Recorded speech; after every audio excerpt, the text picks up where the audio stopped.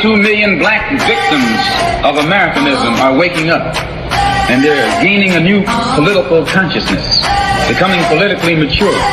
And as they develop this political maturity, they're able to see the recent trends in these political elections. Any minority that has a block of votes that stick together is in a strategic position. Either way you go, that's who gets it. You're in a position to determine who go to the White House and who stay in the doghouse. You're the one who has that power. You and I have never seen democracy. All we've seen is hypocrisy.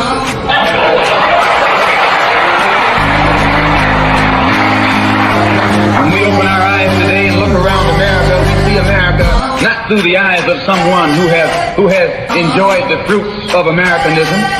We see America through the eyes of someone who has been the victim of Americanism. We don't see any American dream. We've experienced only the American nightmare. We haven't benefited from America's democracy. We've only suffered from America's hypocrisy. And the generation that's coming up now can see it and are not afraid to say it. And are not afraid to say it. And are not afraid to say it. And are not afraid to say it. And are not afraid to say it. And are not afraid to say it. And are not afraid to say it. And are not afraid to say it. And are not afraid to say it. And are not afraid to say it.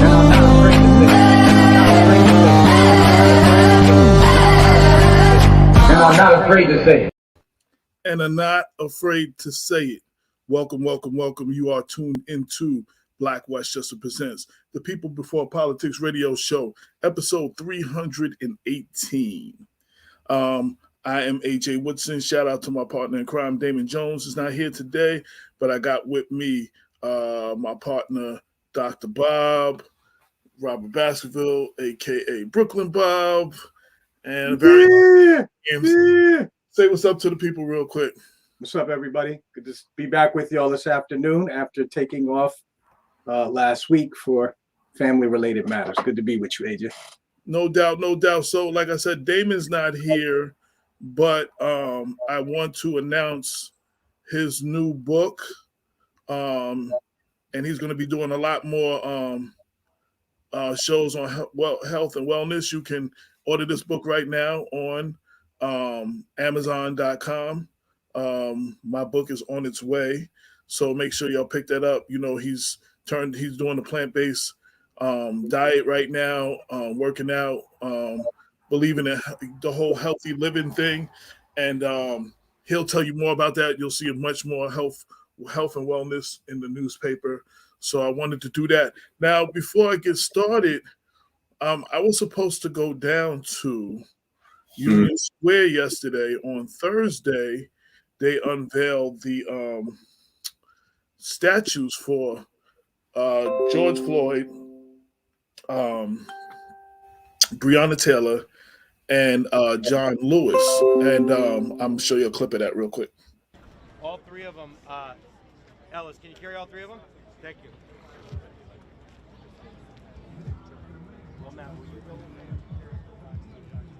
When I look at it, I say it's beautiful, but I also say change.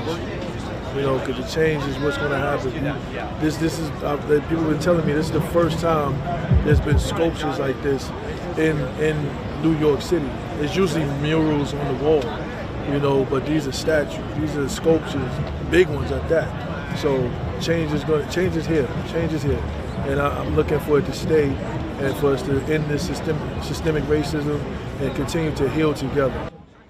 Our struggle is for all people who are fighting for justice, who are oppressed, who are downtrodden. So that's what these statues represents to me. And that's who John Lewis represents, because John Lewis told us what we have to do in order to not have more George Floyds and more Breonna Taylors. Justice, what I want to do is what art does. Art creates an environment for civil discourse. We can talk about our differences and maybe even come to some understanding of each other's perspective. If we can do that, see, that's the first step, understanding. From understanding comes action, and from action comes change.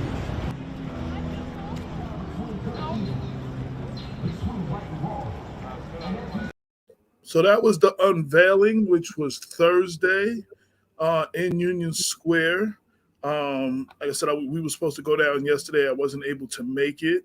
And it was great to see George Floyd's brother talking about he thinks that's going to lead to change. It's a good thing. Well, 48 hours later, last night, it was vandalized. A statue of George Floyd in Union Square has been vandalized with paint not even 48 hours after it was unveiled to the public in an emotional ceremony. The statue, which is one of three, including Breonna Taylor and John Lewis, was smeared with what appears to be gray paint. It's currently unclear who carried out the attack on the art, but it seems to have happened Saturday night into Sunday morning. Floyd's brother, Terrence, was part of a ceremony on Friday to premiere the statue. The Union Square installation is called #SeeInjustice, and the three pieces each stand at 6 feet tall. They're made from layers of African mahogany plywood and then finished with bronze paint. It was of course Floyd's killing at the hands of Minneapolis cop, Derek Chauvin, that catapulted the civil justice movement across the United States. Chauvin was sentenced to 22.5 years in prison for the murder. There have not yet been any arrests made in connection to the vandalism. A statue of George Floyd. That was last night, and today they're out there restoring it and repairing it.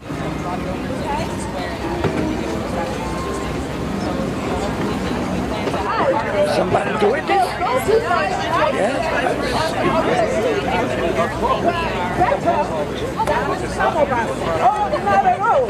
God is giving you an opportunity. We started with a commitment, and then there's many different.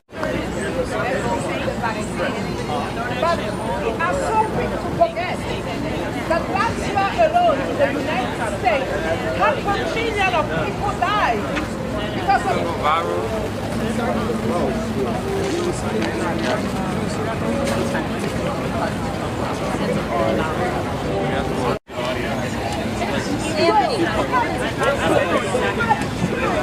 making room for this bad year.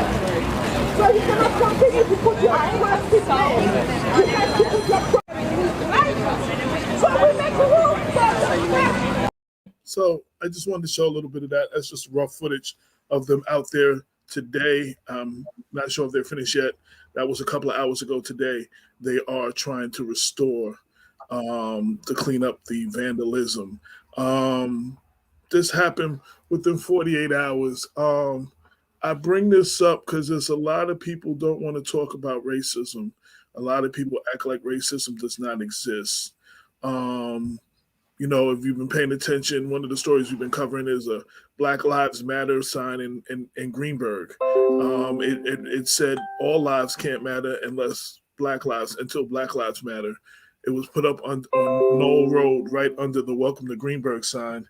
And less than 24 hours, someone ripped the whole sign down, leaving one of the poles and a half of the other pole, just ripped the sign down. It wasn't even up for 24 hours. It's been 143 days and the sign has not been repaired. And you still see the damaged poles up at the crime scene. The town of Greenberg is saying that this is not a hate crime.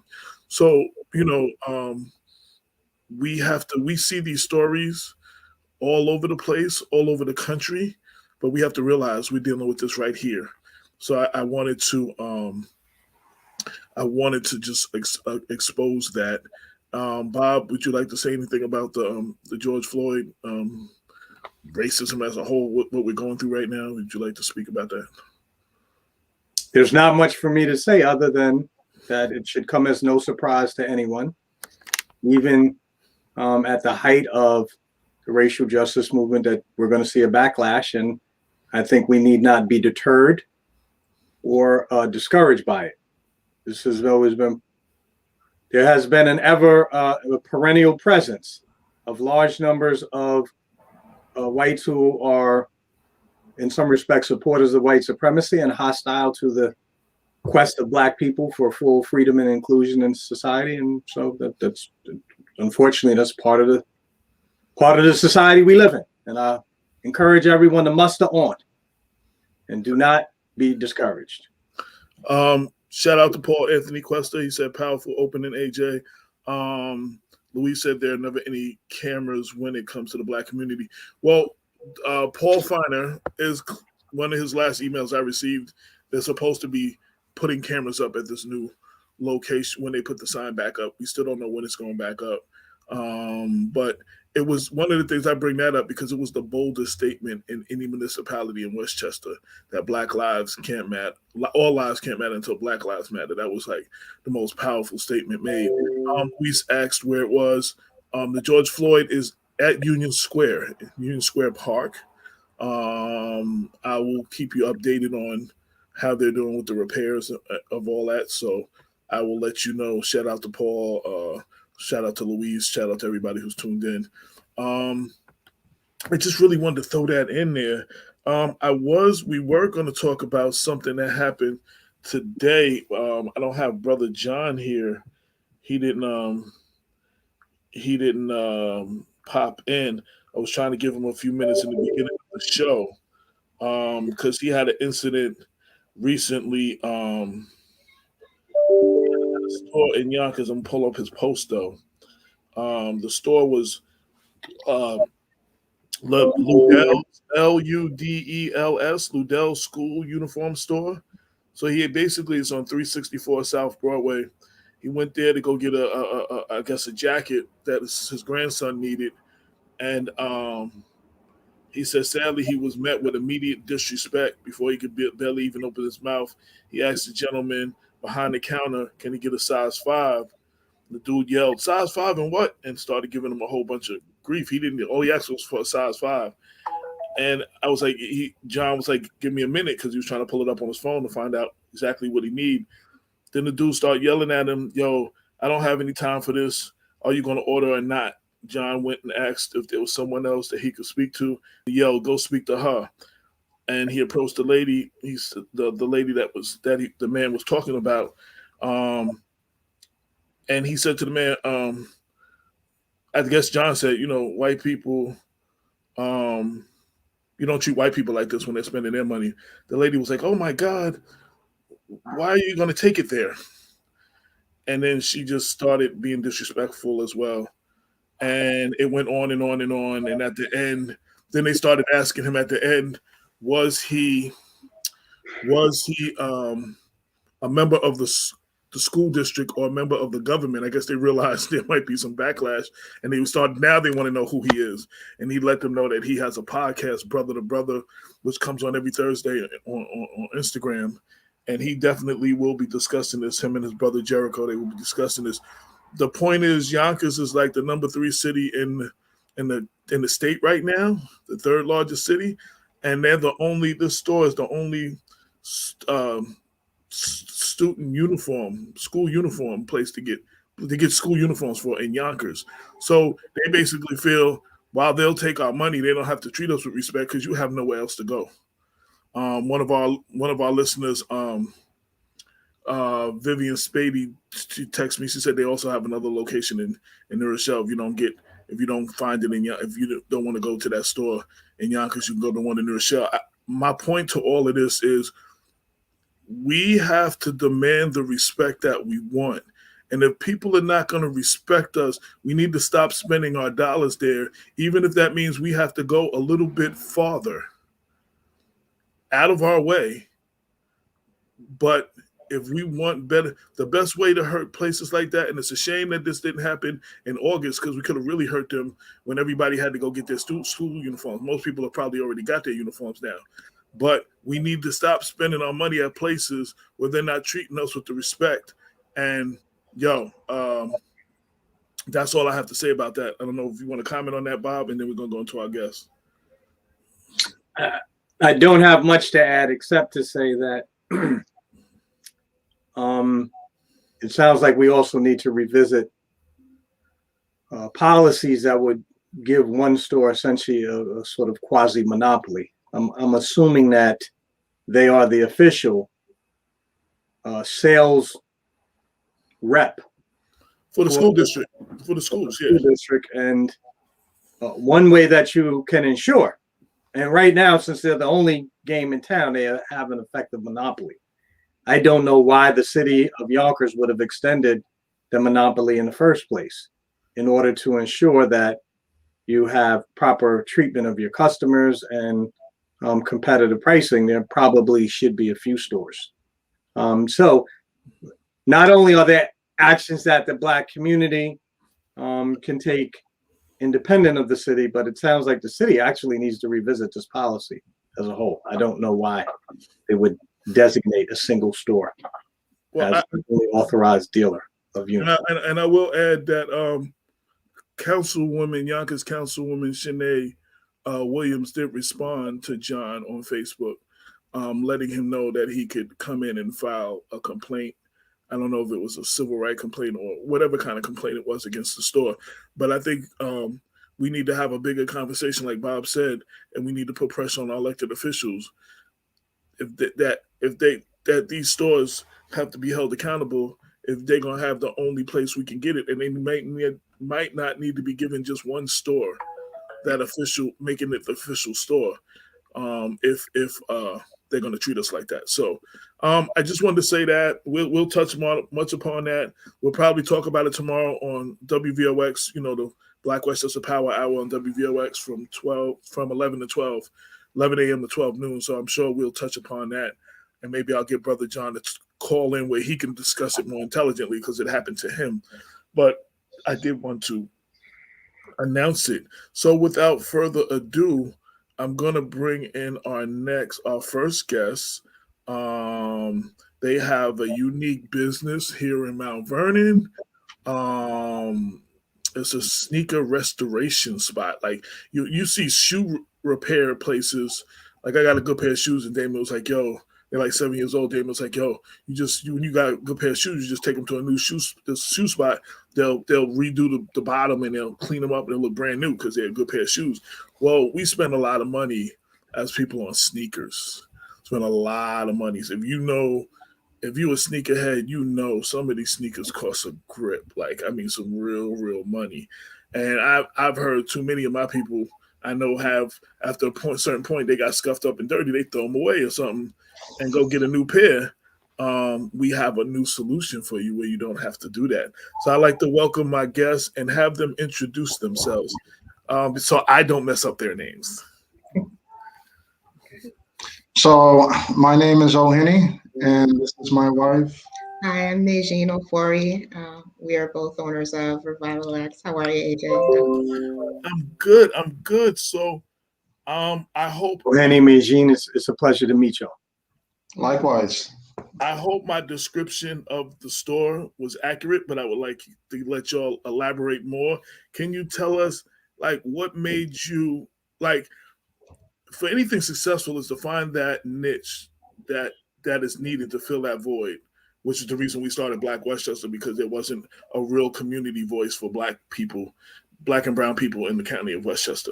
So, like, you have filled a void of something that is very essential, but very few people have ever thought about. So talk about starting that and why you decided to do this.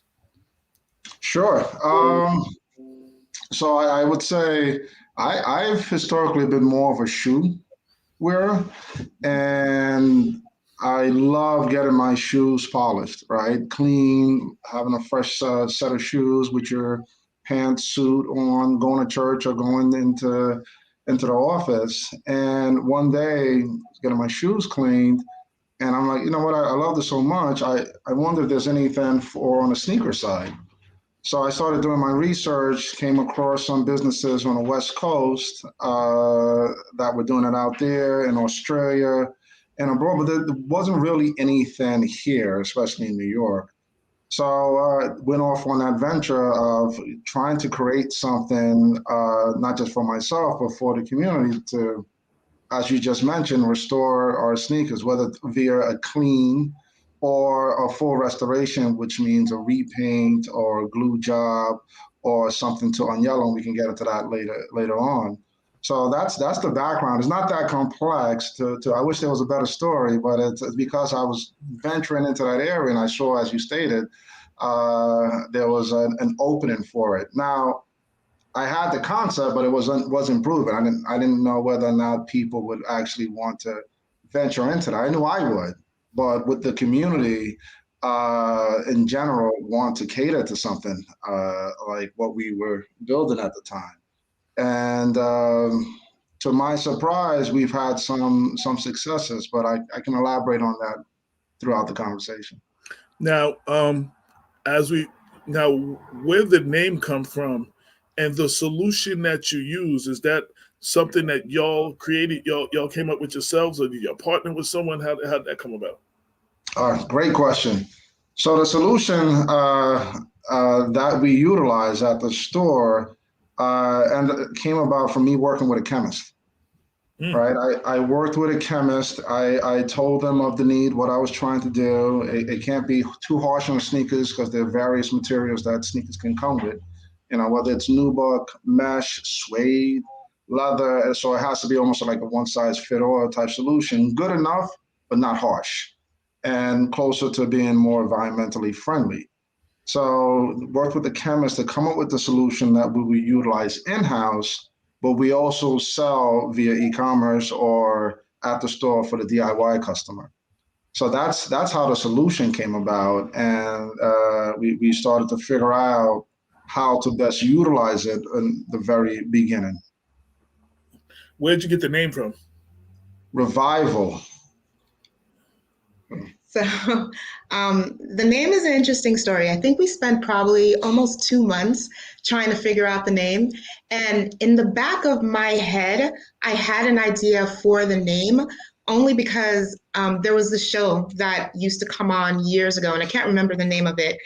But the rapper had a tagline that Oheni latched onto, and it drove me crazy. And as he was trying to figure out the name, I kept thinking that half of that tagline would be great for the name, but I sat on it for 2 weeks hoping he'd come up with something else just so that I wouldn't have to hear him repeat that tagline over and over again. And the tagline was, "It's the ghetto revival." And it drove me crazy hearing him say that over and over again when the guy kept saying it on TV. So when he finally couldn't come up with a name, I said, what about Revival? He was like, "That's it, Revival X." And Revival X was born just by Where did the X come from? That's the curious part. Where did the X come from? So the X, to be honest, I didn't know where we would eventually pitch our field in. I know we wanted to do sneakers, but we weren't going to call it Revival Sneakers. So we just labeled it as X because we're trying to revive, because the initial idea, as I thought it through, it wasn't just to revive sneakers, but was also to revive the community, right? And I had all these plans in my head, whether it was through volunteer work or some type of social initiative to really revive the community. So instead of calling it Revival Kicks, Revival Sneakers, let's just leave it at Revival X so we can branch out in the area. That's what's up. I'm going to play a quick video that y'all have, and then I'll pass it to Dr. Bob. I know he has a few questions on the other side. Shoot. To many, sneakers are more than just footwear. It's a part of who you are. Got some scuffs on your kicks? Revival X got your fix. It doesn't use any harsh chemicals, won't fade colors, and it's safe on all materials from mesh to suede to leather. Removes germs and bacteria. So when your kicks are covered in dirt and grime, keep them clean with Revival X.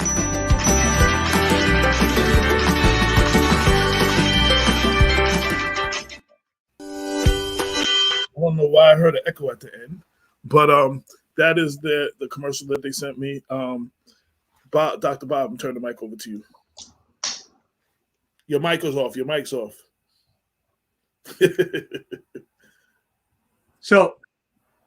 So good afternoon, y'all. So it seems like I messed up here somehow, AJ. I don't know what I just did. That wasn't. Okay, you didn't mean to put the full screen? Okay, there we go. I didn't want to do that. Hold on one second. So good thing you're bad on your screen that we didn't need to see it. We've been like, hey. No, okay. No, I wanted to show. So I wanted to say that it's a pleasure to finally meet you guys. I know that AJ has been having ongoing discussions with y'all about getting you on the show. I was especially excited because I thought this was a really unique business model that you have developed, not only in terms of the actual product the for-profit product, but also how you have connected it to nonprofit social entrepreneurship. I want to circle back to the social entrepreneurship part, but I want to just firstly start just by sharing with everyone a screen from your website that actually will give our audience, our viewers, an idea of some of the basic services and what they can expect should they decide to drop some of their favorite sneakers off at your store. Now, I got to be honest, y'all. I don't invest that type of money in sneakers. I got the basics, you know, some Puma Vilas, the basic Adidas there.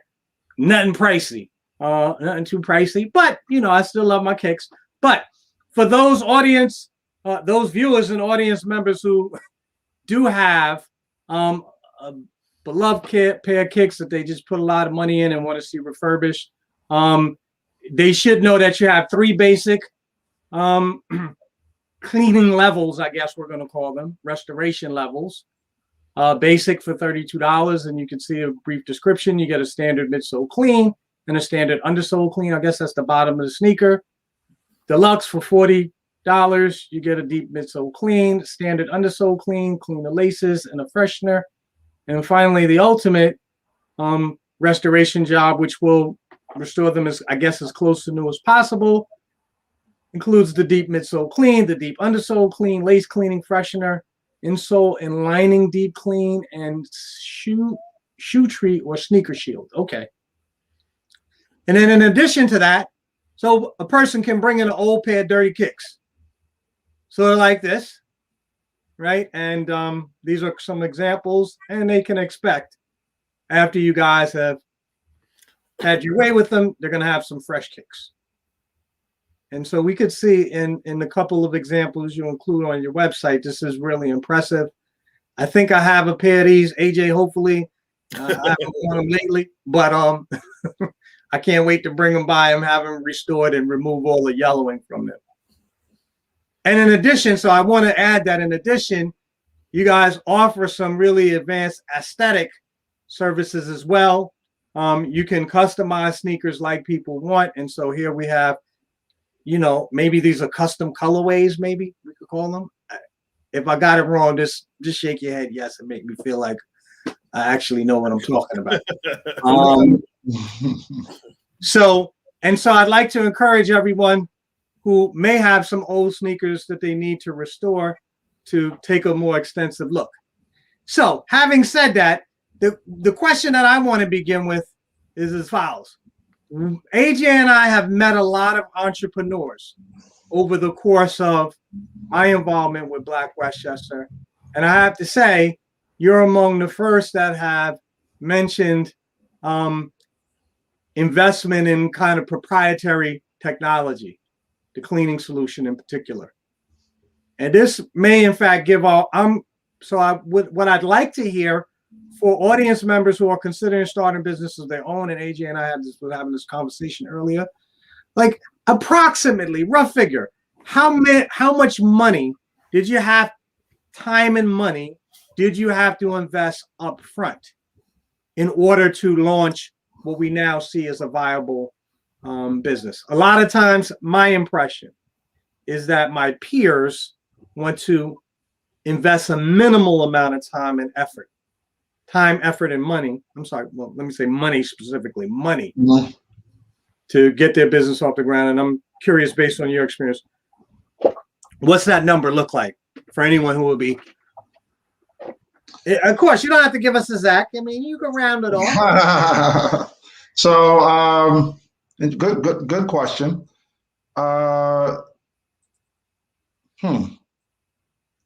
So, the initial investment, I would say, initial investment was less than 80,000. Less than that. Considering we had to pay chemists and everything, so less than that was the initial investment. But the advice someone gave me is, whenever you think something, multiply it by 2. Right? So it became, throughout the course of the first year, it became more. We actually had to dive back in and put more money in, right? Because one, no one knew about us. Two, it's a concept no one's really aware of, and to have a staff, to have a location, pay rent, utilities, all the operational costs, right? If you don't have that background, it's going to hit you. The first year is going to hit you hard. So, not everyone is as fortunate to have like a cushion to be able to dive back in, unwillingly or not. If you wanted to succeed, you're gonna have to dive back in, and it may not always succeed, right? I think my biggest thing as an entrepreneur is I love problem solving, right? I love at every aspect of it, right? Okay, we're not getting sales. What do we need to do? All right, no one knows about us. What do we need to do? And you have to invest in marketing. That for me, that was key to triggering some lenses eyes on our business. So the marketing investment, something as simple as Google ads or Facebook ads, just to get some eyes on the business. So, but to answer your question, so my wife tells me I could be a little long-winded. It became more than we expected. So I would say anywhere between 100 to 150. Interesting. How long time-wise did you have to invest? And I think Bob was and getting to this. A lot of people have an idea today, want to open it tomorrow. They don't do the planning. They don't put the time in front of time to get it off the ground, and then they wonder why it doesn't succeed. And he said most businesses, small businesses, as well as movements, one of the things they lack is planning. So talk about just how long did you have to before you actually got it off the ground? So I think a big thing that people don't realize when you're dealing with a startup, it's equivalent to a newborn baby. And we had a lot of people that, came in and wanted to be part of the team and provide valuable advice and give us a lot of feedback. And we had meetings Monday nights and we still do, from 9:30, sometimes going into 12 o'clock, just troubleshooting, giving everybody updates on what's going on. The challenge with that, though, is when people came in and they felt the hype of Revival X, they wanted to be a part of it, but they didn't realize what a time commitment that was. So we had a lot of people coming in, but investing their time and not taking into consideration that life still happens around them, and yet you still have a newborn baby that you have to take care of. People started slowly falling off. So I think that was one of the challenges with having the startup and investing the time into it. So I think there was some lead time. I think part of what we did on the first 2 days, where we weren't making any money, one of the things we did, it was hot summer day. It was in July. We took a crate full of water and ice, walked over to the basketball courts, introduced ourselves, and handed out water saying, hey, we're here, shaking hands with everybody, letting them know that we are present. So that was before we started, making anything to take in. So people don't realize that there's a lot of things that come into that before things actually, jump off and really start working, and we really start seeing the fruits of our labor. Yeah, and I would add to that, like from a lead standpoint, we opened July of 2019. We started working on the steps to open January 2019, right? Registering the business, coming up with the business plan, making sure we had the products in place. So what is that? About a 7-month lead time to make sure we were able to not necessarily troubleshoot, but had contingency plan just in case something come up. What if we don't have money? What if no one comes in?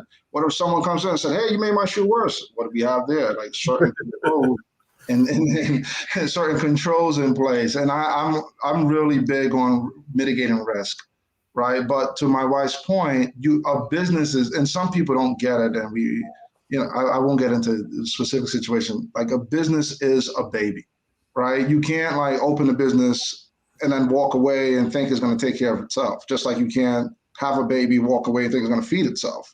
Like you are feeding the business. You're giving it life every day, every second. And the minute you stop thinking about that, that's the minute competition takes over on you. That's the minute, things happen unexpectedly that I'm not attending to and take you under. And the reason I have this insight, and we can get into background later, is my father was a serial entrepreneur. So I would watch his successes and failures as a kid, and I would take certain mental notes. You know what? I'm not going to do that. I'm going to make sure I plan accordingly. That's what's up. That's what's up. So, before we go any further, where is the business? What is the address? Is there a website, social media, just so we can get people following you and everything? Oh, that's a definite. So we're located in Mount Vernon, New York, right on the border of the Bronx. So the address is 33 South 4th Avenue. Again, Mount Vernon, New York. The Instagram is the THE_revival_X. The website is www.therevivalx.com. And we also have the Revival X on Facebook. We have a Twitter. My wife created a Pinterest. And I just want to, before I forget, for folks who don't have that much to invest, because it's not a cheap amount we charge for clean, right? $32 to $65. Just for you, doctor, we have our own kit, right? So shameless plug, right? We have our own kit just for you, $19.99. Comes with the Revival X solution, brush, and towel.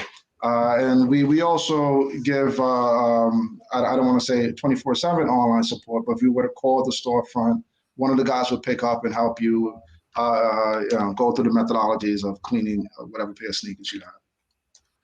That's what's up. That's what's up, Dr. Bob. Yeah.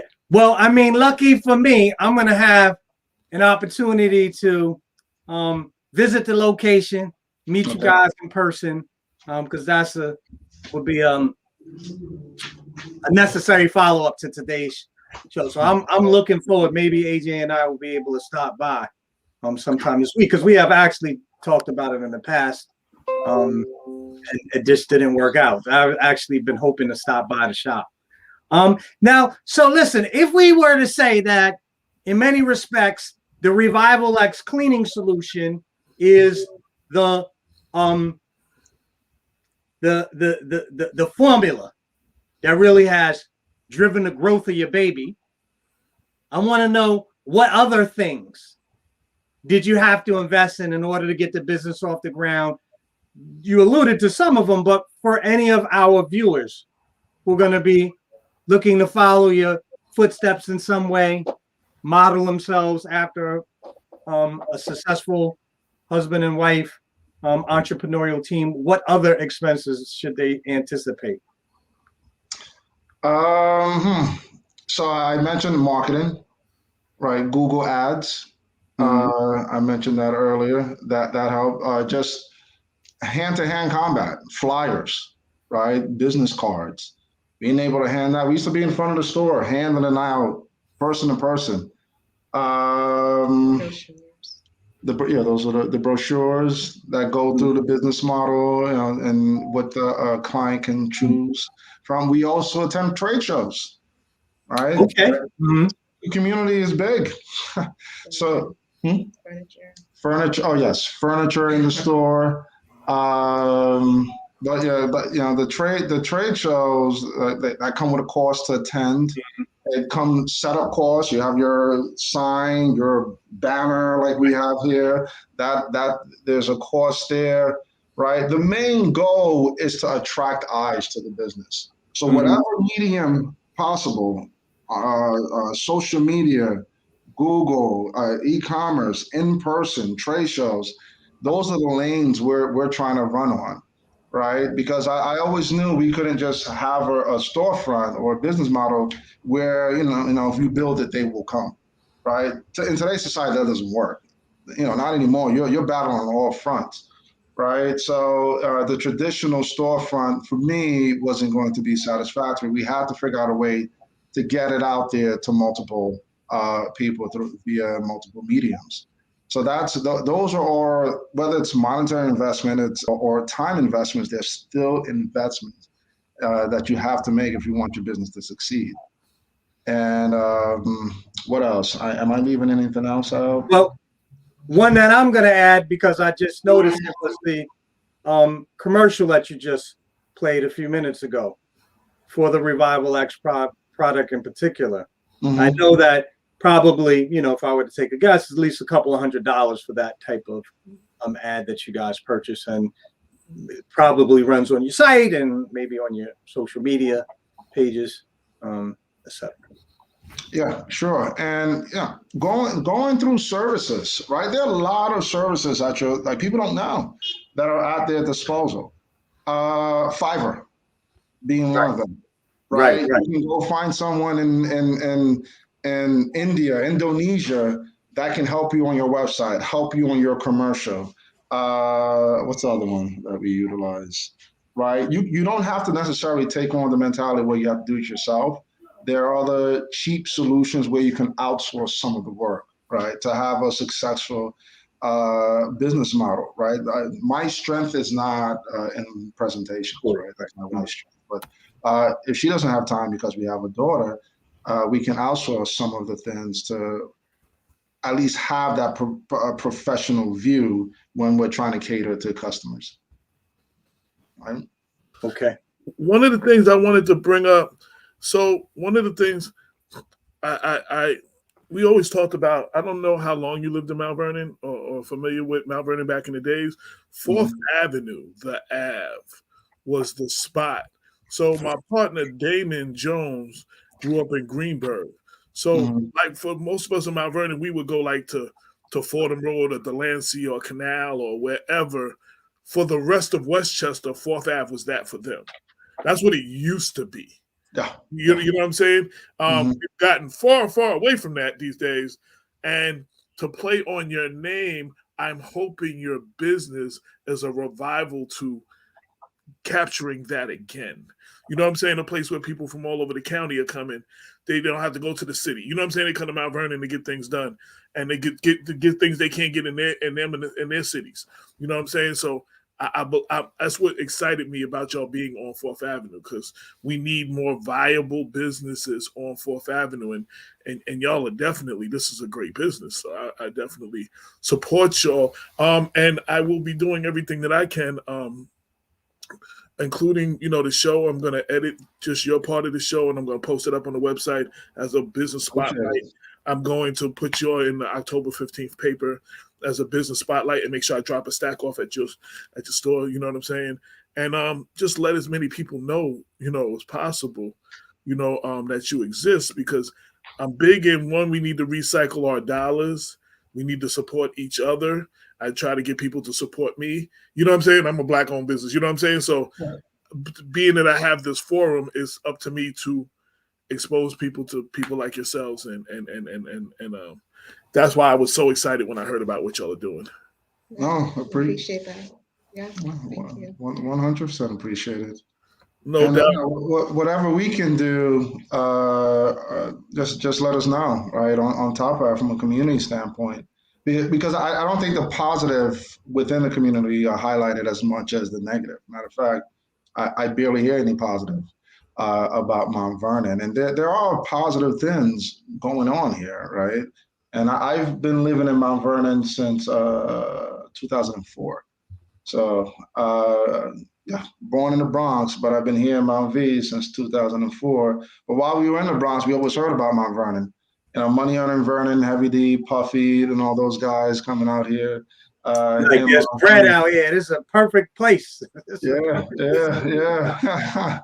Denzel Washington's background in Mount Vernon. So, a lot of prestigious, especially celebrities have come from this area. So it was always, in my eyes, one of the areas I want to be grounded in eventually, being raised in the South Bronx. Now, one of the things, like Bob alluded to, some of the other things you do. One of the things in talking to your wife that piqued my interest is beyond doing this sneaker restoration thing, which is definitely, like I said, filling a void and much needed. Y'all are teaching financial literacy to your employees and others. I would like to hear about that because most people, when they do business, they try to get people work as cheap as possible without no benefits. And you know what I'm saying? The idea that you want to teach your employees financial literacy to how to spend money and teach them the importance of that, that's missing in business today, black, white, or whatever. I don't hear stories like that. So please share that. So the way I approach things, I look at it from all angles. As a business owner, when I first started my first job, I would have liked someone senior to help me out financially, to show me the ropes. And as a business owner, I look at it from their perspectives, each and every employee, and I want to give them that guidance, that help, especially, out here in Mount Vernon, right? When I was young, I didn't know any better. Right? I got $1 in my pocket. Okay, I'll spend $1 the next day, right? Because the dollar was burned in my pocket. And in the beginning, it was not my intent, so I won't say that it was. But when I saw in the beginning, one of our guys would get a check, and the next day he would buy either sneakers or he would go across the street to the electronics store and buy a big stereo, right? And every week I would see him make big purchases. So I sat him down like, hey, what's going on here? What are you doing? And it's like, oh yeah, I have money. I'm gonna do X. Like, no, that's not how it's supposed to work, right? You want to save your money, right? You want to have a rainy day fund. You want to have the ability, if you do need something later down the line, to have the financial capital to be able to purchase it, or through your hard work. You don't just want to be a spendthrift and spend it all at once. And he was shocked. No one's ever really spoken to him like that.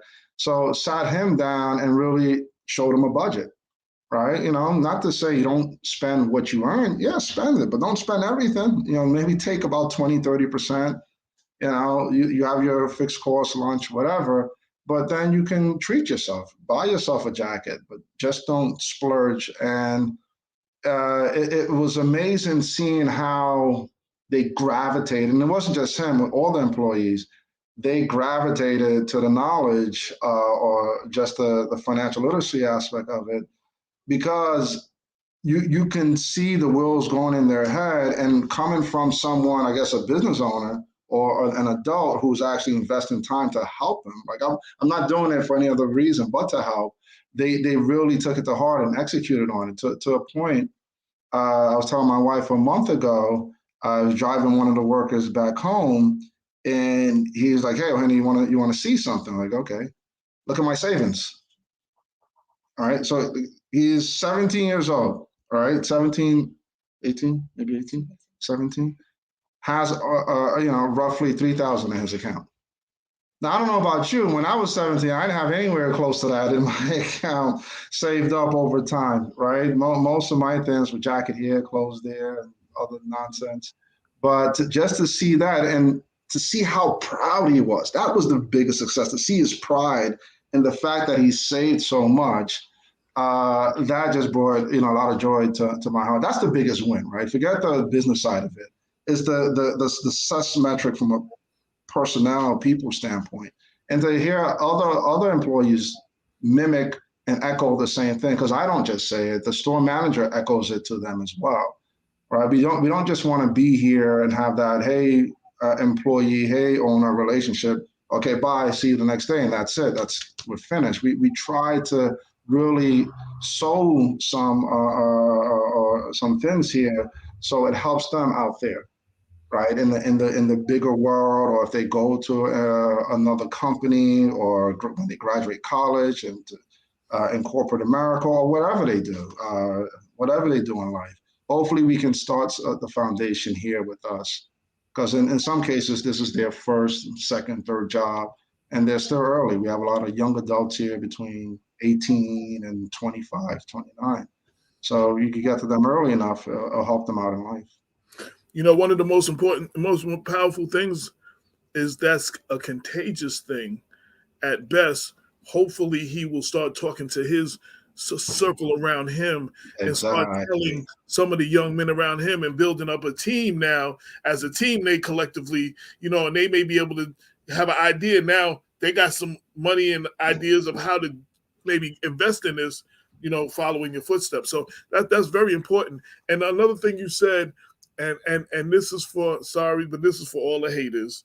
Yes, we hold people's feet to the fire. Yes, we definitely do news and put out some of the things that are really not the most positive things about Mount Vernon, but we often do business showcases and talk about a lot of the good stuff.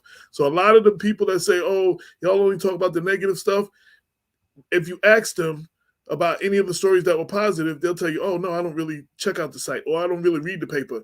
But they like to say that so they miss stuff like this. We constantly do stuff like this, and I just wanted to put my to all of them like that. Like, this is what we do. This is what we build on. I mean, we've been here 7 years. Unfortunately, there is a lot of mess in Mount Vernon, and to clean it up, you can't put your head in the sand. You do have to address it. Yeah, and some of it wasn't being addressed. But I get a joy out of doing stuff like this. Hopefully, more people from this, someone will see this, and we put on the website, see the paper, and they'll tell somebody else and tell somebody else. And you know what I'm saying? It'll help your business and hopefully help other people come up with some ideas of things they can do. Because one of the things that this pandemic had a lot of those people that are creative people spent a lot of time in the house thinking of the things they could do or doing those things that they wanted to do that they never had time enough to do. So I believe we're going to see a lot more entrepreneurship, and that's what. And that anytime the economy is low, it's those small businesses and entrepreneurial things that help pick up the. It's not the big corporations; it's the new businesses and the entrepreneurs and we definitely need to pick up the economy in Mount Vernon, definitely, and attract more businesses. It's about that revival.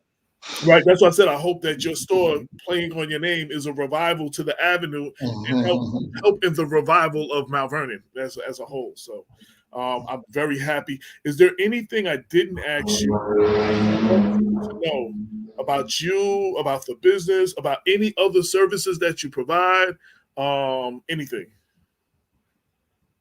So we do have the nonprofit that we started October 2019 called Soul Revive.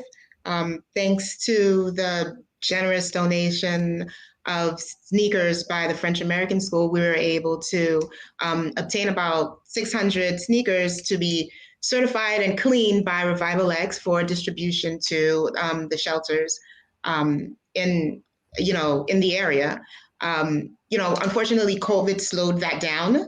A lot of people didn't want to take sneakers. They only wanted, cans of food, things of that nature. But that's really one of the ideas that we were constantly discussing every time we had a meeting. How are we going to give back? What are we going to do? And Soul Revive was born out of that. And the French American School was kind enough to actually let us go into the school and teach the children, one, how to clean, but also the importance of why it was, needed for them to donate, their gently used sneakers. And it was just a lot of pleasure out of seeing their faces and learning why it was important to actually give back to the community. So the faculty, the students, the parents all came in droves, and we were able to collect over 600 sneakers as a result of that. So that's definitely one of the big pluses, that has come out of Revival X. So it's not always about the money. It's definitely about, as you say, reviving the community and giving back. So that being said, for all my sneakerheads out there who have closets full of sneakers that they're not wearing and sneakers all up under their bed that they're not wearing, even if they don't want to restore them for themselves, they can come by the store possibly and drop them off so y'all can repair them and then maybe donate them to, like shelters and people less fortunate that. Absolutely.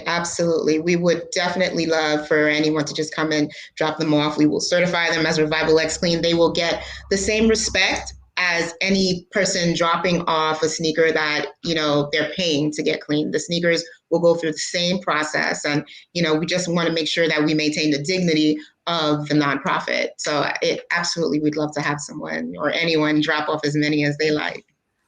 Absolutely. So we want to make sure we help in making that happen and driving traffic, not just to get sneakers repaired, but people donating sneakers. And as I'm thinking, I actually might have some. I have a bag full of shoes when I moved that they're still in a big trash bag, a big bag. I haven't even gone through them. I'm sure Bring it there's in. something. I'm sure there's something in there that I can donate that I'm Bring not it wearing in. anymore that might be able to be, benefit someone else.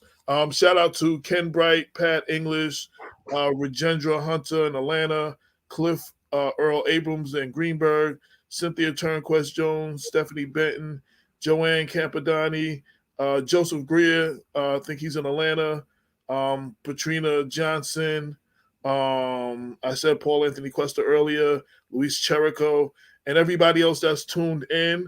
For anybody who's just tuned in right now, we have the owners of a new company called Revival X. They do sneaker restoration. They are located on 4th Avenue across the street from VIM. Is that it? VIM? Yes, sir. Yep. Right. So if you don't know, everybody know what VIM is. If they don't know where you are, they are directly across the street, so y'all can find them. And I want to say to all the people that watching this live and will watch this later, that follow Black Westchester, that are sneakerheads, you need to go by here and support this new business. We always say we don't have enough Black-owned businesses, but when we get them, we don't support them. And if we want to be able to keep them and empower them to do some of the things that they're doing, as you heard, we need to support them. So, y'all need to all come down, tell them Black Westchester sent you, and y'all all need to come down. And we need to, do a push and really, I want to see y'all thriving like y'all have too much business and y'all got to get more employees or something, or open another store, or enlarge a store or something. I'm serious. Like I want to see. Let's go. Your lips to God's ears, right? That's the game plan. Shout to Nicole Benjamin and Yonkers just tuned in. And I know you were saying business now. Business is taking off. Like businesses, the response that now that people are starting to hear about it, you're getting a lot more business. Did y'all talk about maybe a second location somewhere else or something like that? Y'all were thinking about? Yeah. So I don't want to take it, even though we're on Google and other mediums. A good amount of our business are through referrals. Right. Someone comes in, we bring their sneakers back to life. They're our salesmen. They're telling their family, their friends. So that's how it's just been magnified from that. So I don't want to take it away from our current customers. But yeah, business has been much stronger than we anticipated. And we did a show recently for the Harlem Fashion Row. During Fashion Week, we're invited by Harlem Fashion Row to do sneaker cleaning there. So one of the interesting things that I heard when I finally got down there with the rest of the team, a lot of the response was, "Man, this is awesome. Where are you guys located? In Mount Vernon? Or I'm not going up there." As if we're like 2 hours away from Harlem or something. So just the fact that it's in Westchester. So talking to my wife, we started brainstorming. Maybe either having drop-off spots or other spots in Harlem and in Brooklyn, throughout the 5 boroughs. Right, that's going to be a whole logistical issue if it's just a drop-off spot. So we're still in the preliminary stages of figuring out. But once we do, we want to have it thought through, just like we started the store, fully thought through, understand the problems we may encounter, and what the success metrics will be before we open up the doors in another location. And with the expansion, we've also partnered with some of the dry cleaning stores in the area. So if anyone feels that coming to 4th Avenue, I know sometimes parking can be a challenge, they can go to Fleetwood or they can go to Eastchester. We have a location in the Bronx where we've partnered with, dry cleaning places that they will take it in and we'll do pickups and we will drop it off and they can pick it up right back, where they dropped it off from. So we're trying to manage the growth as best as we can. But I think it's great that we're able to use the resources around us to do that. That's a beautiful thing. Have you got reception from the city of Mount Vernon as far as the city hall or the Chamber of Commerce or anything like that? Have you gotten? Because I haven't heard no one before y'all contacted me, I literally I didn't know y'all were there for like 2 years. Like Bob will tell you, we drive by there all the time. Like I had to have passed you either in a car or walking like hundreds of times and did not know you were there. So some people from City Hall have come into the store, and once they come in, their jaw drops because they didn't realize. I guess I don't think we're a hole in the wall, but I guess it must. Hearing comments like that, and not a lot of people are cognizant of our existence, so we need to change that. But just to be forthcoming, I have not really engaged any Chamber of Commerce and taken that avenue to spread the word. So I won't say, hey, they've just neglected us. No, it's been me. Aside from getting permission to put our building sign or signage for the building outside, I really haven't engaged them from that perspective. So and the reason I ask for anybody that you've had problems getting in touch with, please speak to me offline and allow me to be the bridge, maybe if necessary, to get you in touch with whether it's the mayor, whether it's the congressman who supports Black business, the new young Black Congressman Jamal Bowman, whether whoever it is, somebody in the county level. If there's somebody that you can't reach or you have, if I can't personally, I can probably find somebody who can, make the introduction or whatever. So that's a definite. Please hit me offline and allow me to do that. I'm going to ask you last questions. I'm bringing in my next guest because he's also a Mount Vernon resident, and I want him to see y'all before y'all go. This is Jesse Van Loo from the organization Save Mount Vernon. Jesse, this is the owners of Revival X. It's like a sneaker restoration spot, new store, and they got their own personalized solution to clean all kinds of sneakers. They bring sneakers back to life, and they're on 4th Avenue across from VIM. So I wanted to make sure, even with that y'all know that they exist and face and the whole nine. I'll make sure. Yes, nice meeting you. I'll make sure that I come by, introduce myself, and see where I get in. Jesse got some classic kicks too. So yes. He old school. I'm trying to tell y'all. I seen him on with a couple of pairs. Yes. So is there anything again that I didn't ask y'all that you want people to know before y'all go? Please give your social media, your website, most importantly, the address, and anything else y'all want to share in closing.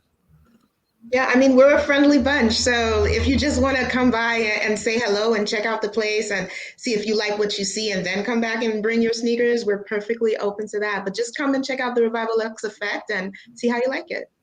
That's a definite, right? We believe in treating every customer with respect. So you had, you mentioned an instance, a situation in Yonkers, right, where they were, just treating him in a way that wasn't satisfactory, right? If one of my employees would have treated someone that way, they wouldn't be an employee, right? Regardless of color or anything, right? I believe in treating others as you want to be treated. So we treat everyone who comes in like family, right? If someone's upset that their sneaker isn't ideal, we'll take it back in and get it to the optimal situation that it can for their sneaker drop off. So we do treat our place like family, and you'll feel the vibe once you walk in, from the store manager to each associate. Right, I really believe in having a good atmosphere, which creates even better productivity for our team. And we get every now and then, one maybe every 6 months a negative person, and if we can't change that, right, I'll try to cut those ties. All right, you can do business somewhere else. You don't have to necessarily come through with us. But for the most part, we received a lot of love from Mount Vernon and outside of Mount Vernon for people who come through. So definitely check out the website, therevivalx.com, or the Instagram, _revival_x. Let us know what you think. We're always looking to improve, and we welcome any and all business. And give everybody the exact address one more time, sir. The address, we're located at 33 South 4th Avenue, Mount Vernon, New York, right across the street from VIM.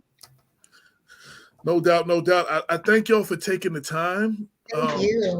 Really appreciate come it. on and allow me to spotlight you.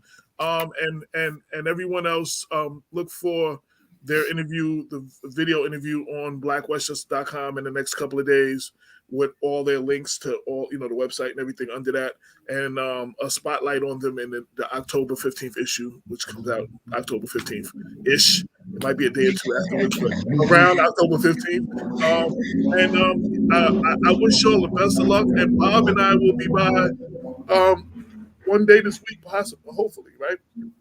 Yeah. Just let us know the word. We'll set out the red carpet for you. Oh, no doubt. And I'll go through and see if I have any sneakers that I can donate to. So, that'd be great. Awesome. Thank you. We really appreciate your time, and thank you for all the amazing work that you've been doing. Thank you. Greatly appreciate it. One business advice quickly is have a good queen by your side, right? That's what really makes it happen. Absolutely. We're gonna have to talk about that conversation another time. We might need to do some networking and stuff. Well,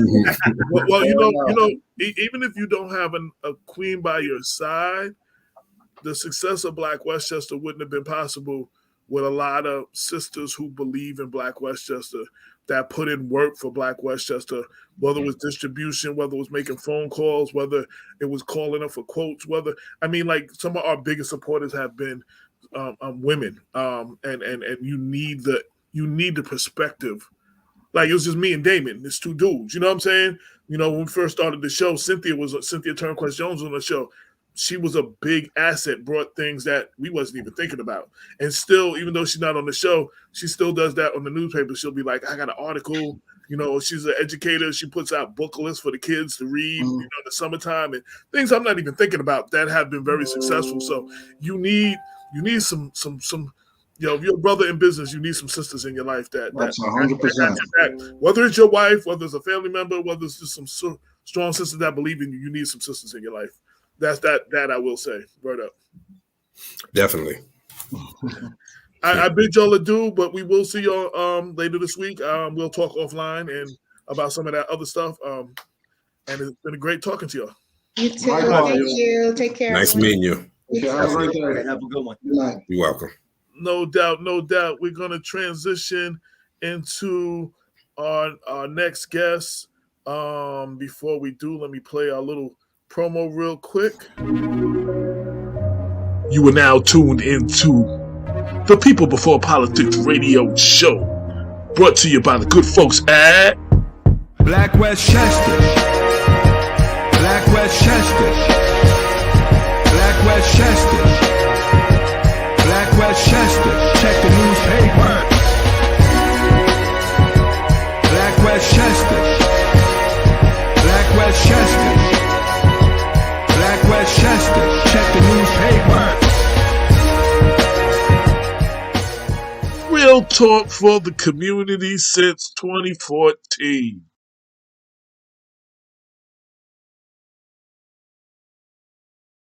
So real quick, as I said, we need a strong sister in our life. So I see my ex-wife on the line.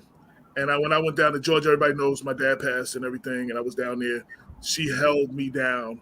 She held me down like no other, and it's greatly appreciated. She's tuned in. Shout out to Regina Hunter. I just wanted to give her flowers. You know what I'm saying? So we was talking about sisters. Yes. Now, strong sister. We not married, but she still held me down like my wife. Like, she still held me down, and I want to give her flowers in front of everybody. So shout out to RJ. Shout out to RJ. I wanna introduce the brothers from Save Mount Vernon. Let me change the banner as we're talking. Because it still has the other thing. We have Jesse Van Loo, and we have our brother from another, Lateef Cole, AK Cole, in the place to be. Haven't seen or heard from him in a minute, but he be holding it down with the Mount Vernon News Center, taking what we do to a whole nother level. He be holding a lot of people's feet to the fire and reporting the news, and I want to welcome both of y'all to the show. Thank you. Thank you, AJ. No doubt. So I wanted to invite y'all on I know that y'all had a rally recently in front of the library. I think that was this week that just passed or last week. I'm not sure. My days was crazy off. Yes. And I know y'all are having a rally coming up this week, and there's some stuff. There's some accusations about numbers not being right and money not being misappropriated. And I wanted to give y'all a chance. I wanted to, for those that don't know y'all are the founders of Save Mount Vernon. And I wanted to give y'all a chance to talk about it. You want to go for it, Jess? Go ahead. Okay. Save Mount Vernon means addressing anyone or anything holding Mount Vernon back from moving forward. And we address major issues with Mount Vernon. People always say, oh, well, you don't post good stuff. We're about addressing issues in Mount Vernon that's holding Mount Vernon back from moving forward. So for the ones that have a problem with us addressing issues, then I think maybe y'all need to move out of town, because we're going to keep going, keep striving, keep moving forward. But the issue is 7 years, Mount Vernon Public Library, there's over 1,400 transactions that were not in the general ledger, for number one. They also lost their 501c3 from the IRS. That's just the beginning. So my question is, who's being protected? Why hasn't no city official spoke out? Mount Vernon Library is the central library of Westchester County. White Plains has been trying to take it for years. I have worked there for 32 years before I retired. So that is a pressure point on me that's bothering me for the employees that work there. My thing also about a credit card being shredded. What we're going to do is Wednesday, we're going to the county courthouse and file a complaint with the district attorney to launch an investigation to see how this has happened, why it has gotten this far, why even the mayor, Sean Patterson Howard, has not got involved, or any elected officials for that matter. The report's been out for a couple of weeks. Nobody said anything. Wednesday is the day we're going to launch this. We're going to hit Mimi Roca with the paperwork. We're going to send it out to the state controller of New York. We're going to send it out to Letitia James, as well. We want this.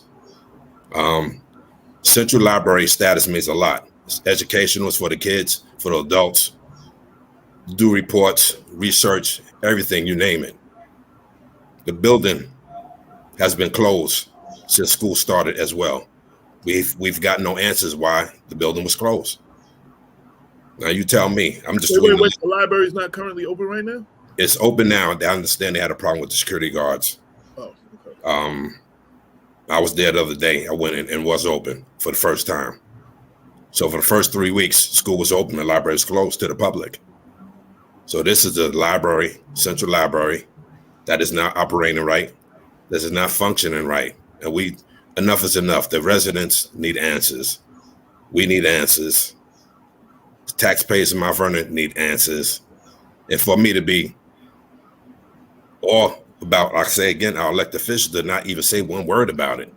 So is there a plan to this? Is there something they're hiding? Is it somebody that they're protecting?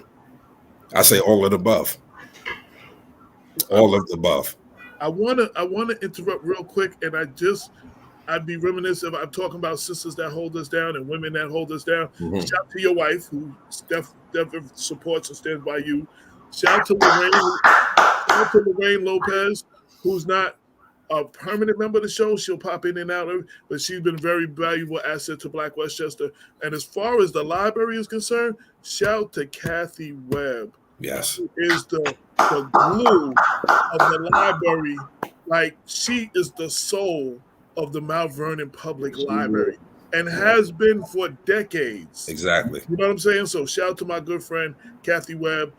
Shout out to Patrina Johnson checking in. I just wanted to give them some shout outs for, because when you start mentioning women and you don't mention other women, you're never going to hear the end of it. So shout out to your wives, shout out to Lorraine, shout out to Kathy. Appreciate it. I had to get all that out there, Definitely. If I get some phone calls later, be like, hey, so what about me? So, Atif, welcome to the show. It's been a minute.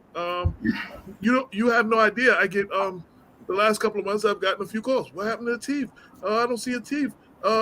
What's going on with the teeth? Like, Well, I kind of find that hard to believe, AJ. But no, people said they hadn't seen you. I mean, heard from you in a while. Yeah, I don't know. I don't follow everything you do, but I guess they haven't seen you as much. Right.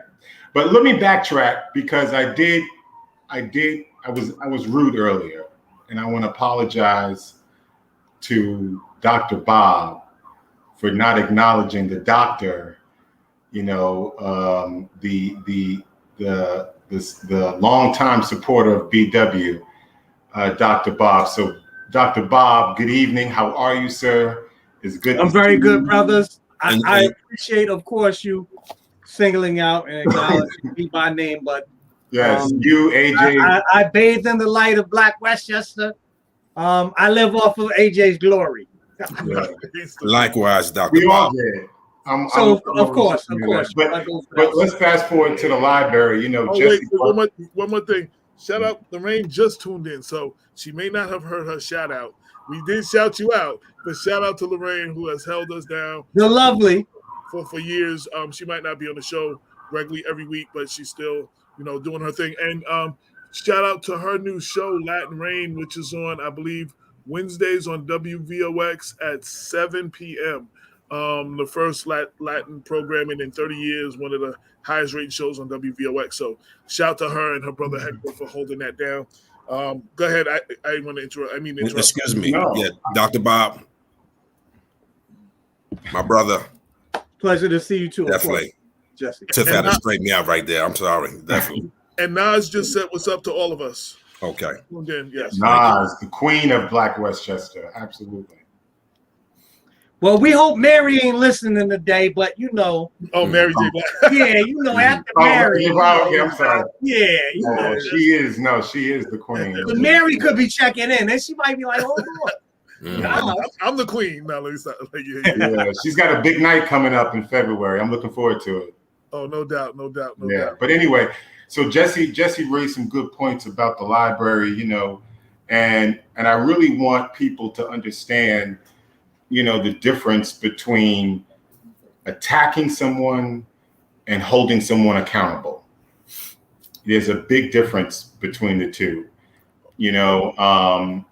and I think Jesse and I share the same sentiment. We're just trying to hold people accountable of lack of actions, because there is no action. Specifically towards the library, I think one of the other components of this that bothers me is the fact that there's not a lot of people really paying attention to this. Exactly. Or as much as I would like. It could be for a few things. They don't frequent it. It's not a part of their lifestyle. It could be a couple of things, but people need to understand the history of that library. And I think all of us on this chat, I know I did, grew up in that library, grew up cutting across that library to get from first to second, and being stopped by security sometimes. But, it's a central part of not only Westchester, but of our lives who are from Mount Vernon. And it's disappointing to see that our elected officials who fought hard for ownership of that library, because you got to remember, it was part of the city at one point. I think it was part of the district as well. So now the library has its own entity, has its own board, its own operation. And I've said for years, some of the players on the board, are not delivering, and we need to vote better. And we didn't the last election, I think. And I think we need to look at the next election and look at those people on that board and look at what they haven't done, not what they did, but what they haven't done, which is more than what they did.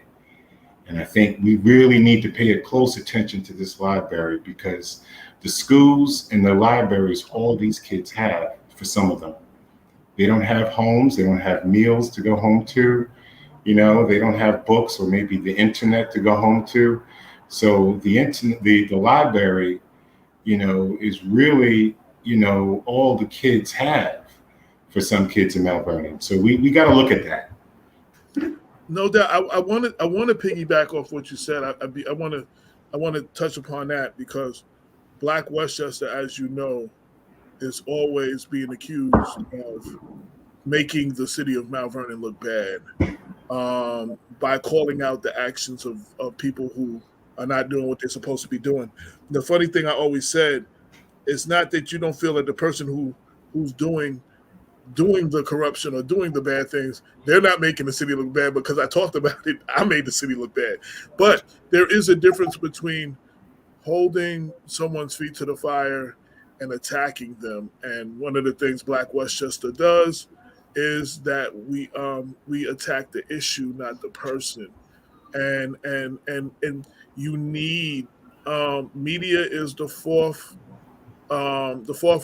estate of government. You know what I'm saying? And and it's media's job to hold elected officials' feet to the fire. And as the main, outside of Westchester County Press, which doesn't really get into a lot of politics, we are one of the main voices in Westchester, and that is our job. And especially when it's elected officials who look like us, we expect more from them because they should know better. You know what I'm saying? When it comes to mistreating our people. So I just want to say that, and everyone here I support, and I'm saying that so everybody can see that. And we may all have a different way of fighting for Mount Vernon, of holding people's feet to the fire, of what that looks like to us, but we are all doing the same thing in different ways, and I want to applaud the work that Save Mount Vernon has been doing, fighting senseless gun violence, bringing attention to that, fighting for the investigations, the justice for those, the family members of who have lost people to senseless gun violence, fighting for justice for them, and several other things, because that's what y'all started out doing, and y'all have been holding it down. So now we're talking about the library, and I want to be clear, because when Black Westchester talks about something, we have receipts, because everybody always denies something when you say, oh no, that's not what it is, or they don't know what they're talking about. You said something, you mentioned something about a report coming out. So there is a report. Who did the report come out from? Talk about the report, where people can see the report, and that there is a report, that you're not making this stuff up. You're getting this from a report. That's very important. Yes. Report came out of financial consultants, Damasco, Sina, and Jaleka. The report should be on Save Mount Vernon page. If it's not, we put it there. We'll put it again. We try to get as many people as we could to read it. If they have, they haven't. But the report was up. They need to read it for themselves, because, like I said, we address issues. We're not going to, put nothing out there that's not fact. This is on paper. This is black and white. There's no way around it. You can't spin this. You can't shake it off. Like I said, we vote for these elected officials. I'm asking y'all, where are y'all at right now? This is the major issue. 7 years of neglect, mismanagement, and possible corruption in the Mount Vernon Public Library. We need answers. We needed answers yesterday, and exactly. And this is what we call unscrupulous behavior, and it's unfortunate, that credit cards have been misused, but yet kids are reading books that are taped up, and they don't have the proper equipment, but they're out there, because I think, isn't there another piece to this report? I think we also posted. I think it was you posted about the financial abuse that is going on in there. Yes. That is included. It's like 24 pages. Right. Some people seen it was 24 and they decided to maybe read the first two and they start reading it. I advise you all to read the whole report, because Mount Vernon residents should be in uproar. The taxes you pay. I'm going to share it when I post this video. Okay. Black Westchester. I think we shared it. I think I embedded it on Black Westchester, but I will again. But I wanted to get to the point, and I wanted to be clear for all hearing. These are not accusations from Jesse and Atif. This is not a report that came from Save Mount Vernon. This is an independent report, and you're commenting on the things that were reported in the report. Am I right about that part? Yes. Yes. Okay, because one of the things in Mount Vernon, and I'm going to get back to Bob. One of the things about Vernon is if you don't like the messenger, you don't listen to the message. and we miss a lot of information that way. And a lot of people are quick to say, oh, because they feel a certain way, that's why they're saying these things. And that's why I wanted to make that point, that this is a report that was independent of Save Mount Vernon, and y'all are reporting and talking about the things in the report. Dr. Bob. So I was going to say, firstly, I wanted to say to Brother Jesse and to Atif, it's a special pleasure to have you guys on the show. You really have distinguished yourselves as of late as some of the staunchest advocates on behalf of Mount Vernon at a time that many of us feel that we've been abandoned by our leadership. And I know that I'm thankful to you guys for all of the time and effort and energy that you have invested to try to highlight the important challenges that are confronting the city residents and possible solutions that you think we should consider in order to address them. I just wanted to piggyback, because I did try to do a little bit of preparation for tonight's show. I was alerted to this report that we've been discussing after I saw a post on your Facebook page maybe about a week or so ago, Jesse, and I think you also covered it in Mount Vernon News Center, Atif, if I'm not mistaken. And it's a report that was released by the auditing firm that the Mount Vernon Library's Board of Trustees hired in order to do a sort of long overdue delinquent audit. Now, in the city of Mount Vernon, we have become aware of a kind of chronic mismanagement that seems to be plaguing a number of our institutions. We realize this with the financial problems that the city is in trouble over because of its failure to file audits for the city government for about the past 4 years. It seems many of our municipal agencies, like the UA, or the Urban Renewal Agency, has also been delinquent. And now it turns out that Mount Vernon Library has followed suit. I've been especially pleased over some of the developments that I've seen, some of the progress that the Mount Vernon Library has made as of late because of a growing involvement that I've had with the library. But I have to say that I share with y'all the concern that you have about the reports of malfeasance and mismanagement. I want to just, and actually, I shared the link that everyone can go to Mount Vernon website, to the Board of Trustees document site, and you can actually download the report. As Jesse said, it's about 20-something pages, but there are a couple of, I think it's about 21 pages. There are a couple of top-line findings that I think we just have to highlight so that everyone appreciates the gravity of the kind of mismanagement that has been reported and the need to hold people accountable. This is not personal. This is business. And if we want to preserve the few precious assets the city does have, then those who voluntarily take on a position of leadership need to fulfill it. And if they fumble it and fumble it too badly, then they need to be held accountable. But I'm just going to share I'm going to share the screen because I think this has to be pointed out. The firm that was hired to do the audit notes the following in their report.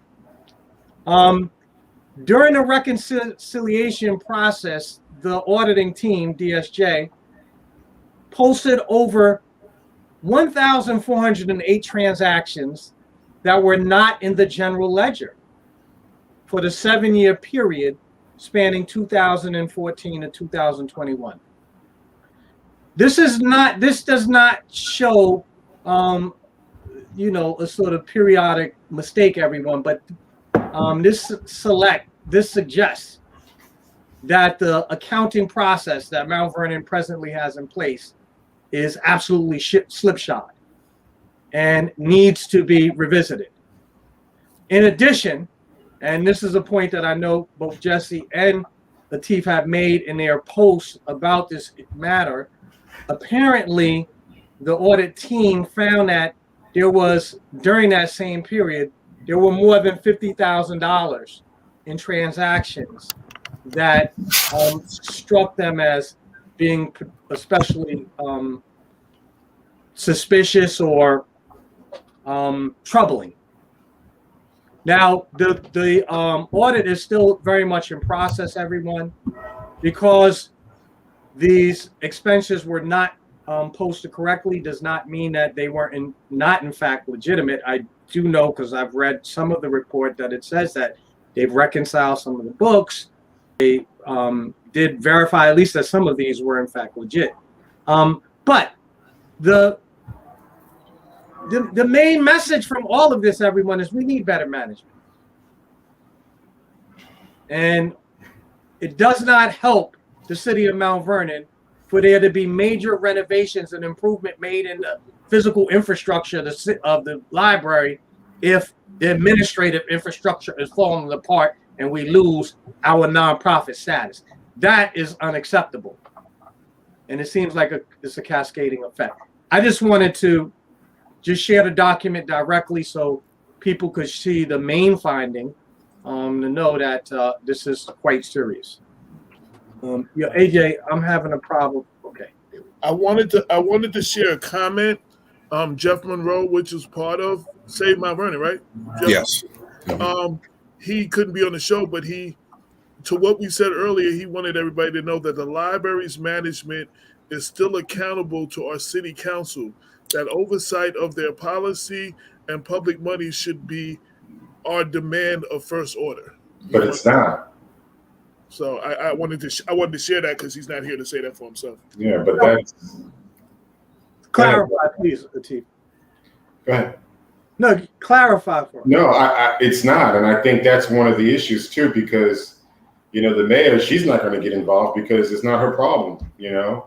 And it's legally she doesn't have to. It's not part of the city, so it's not her responsibility, nor is the city council. So I think that's one of the issues, is the fact that there's no safety net. There's no one else that can come in and do what needs to be done other than, I guess, the state.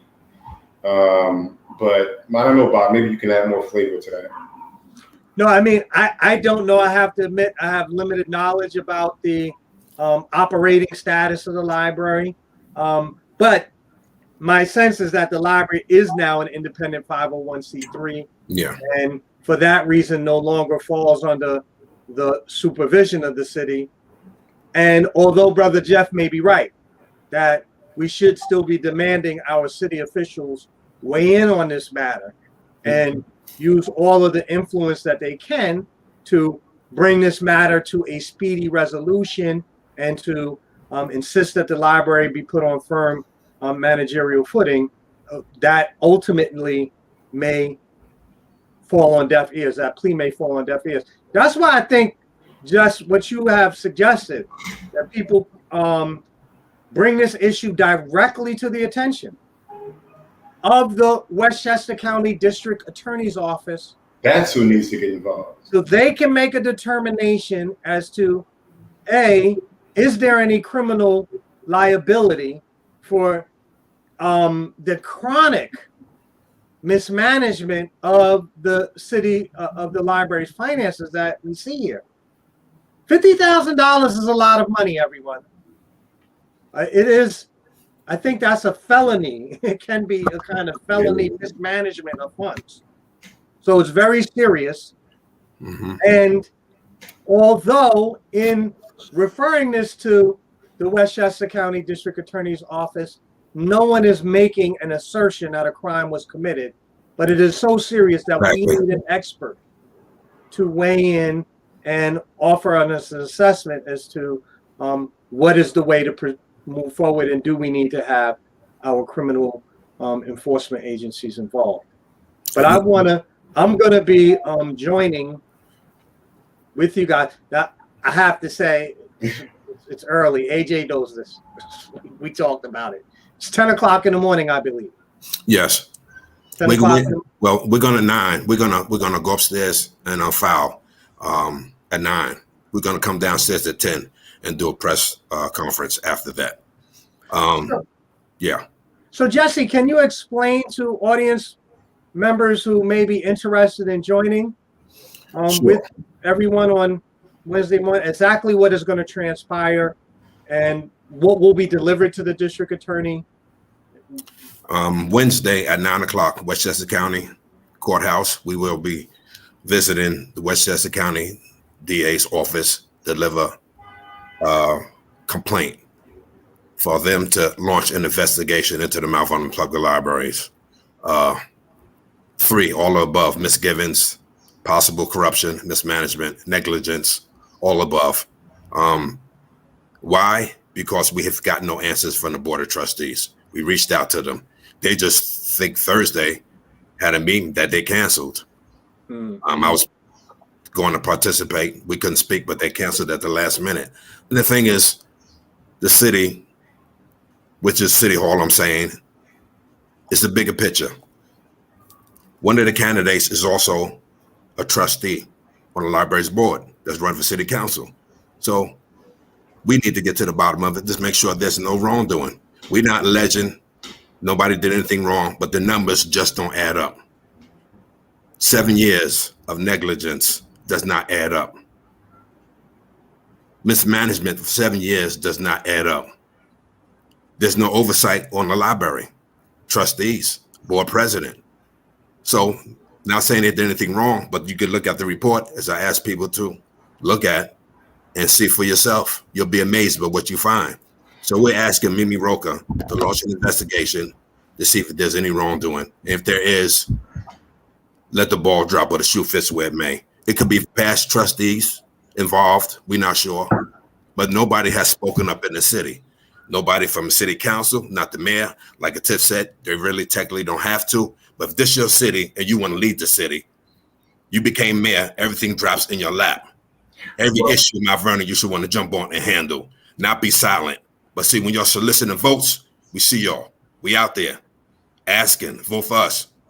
Issues arise. Say Mount Vernon New Center been putting a lot of issues on the table and they're silent.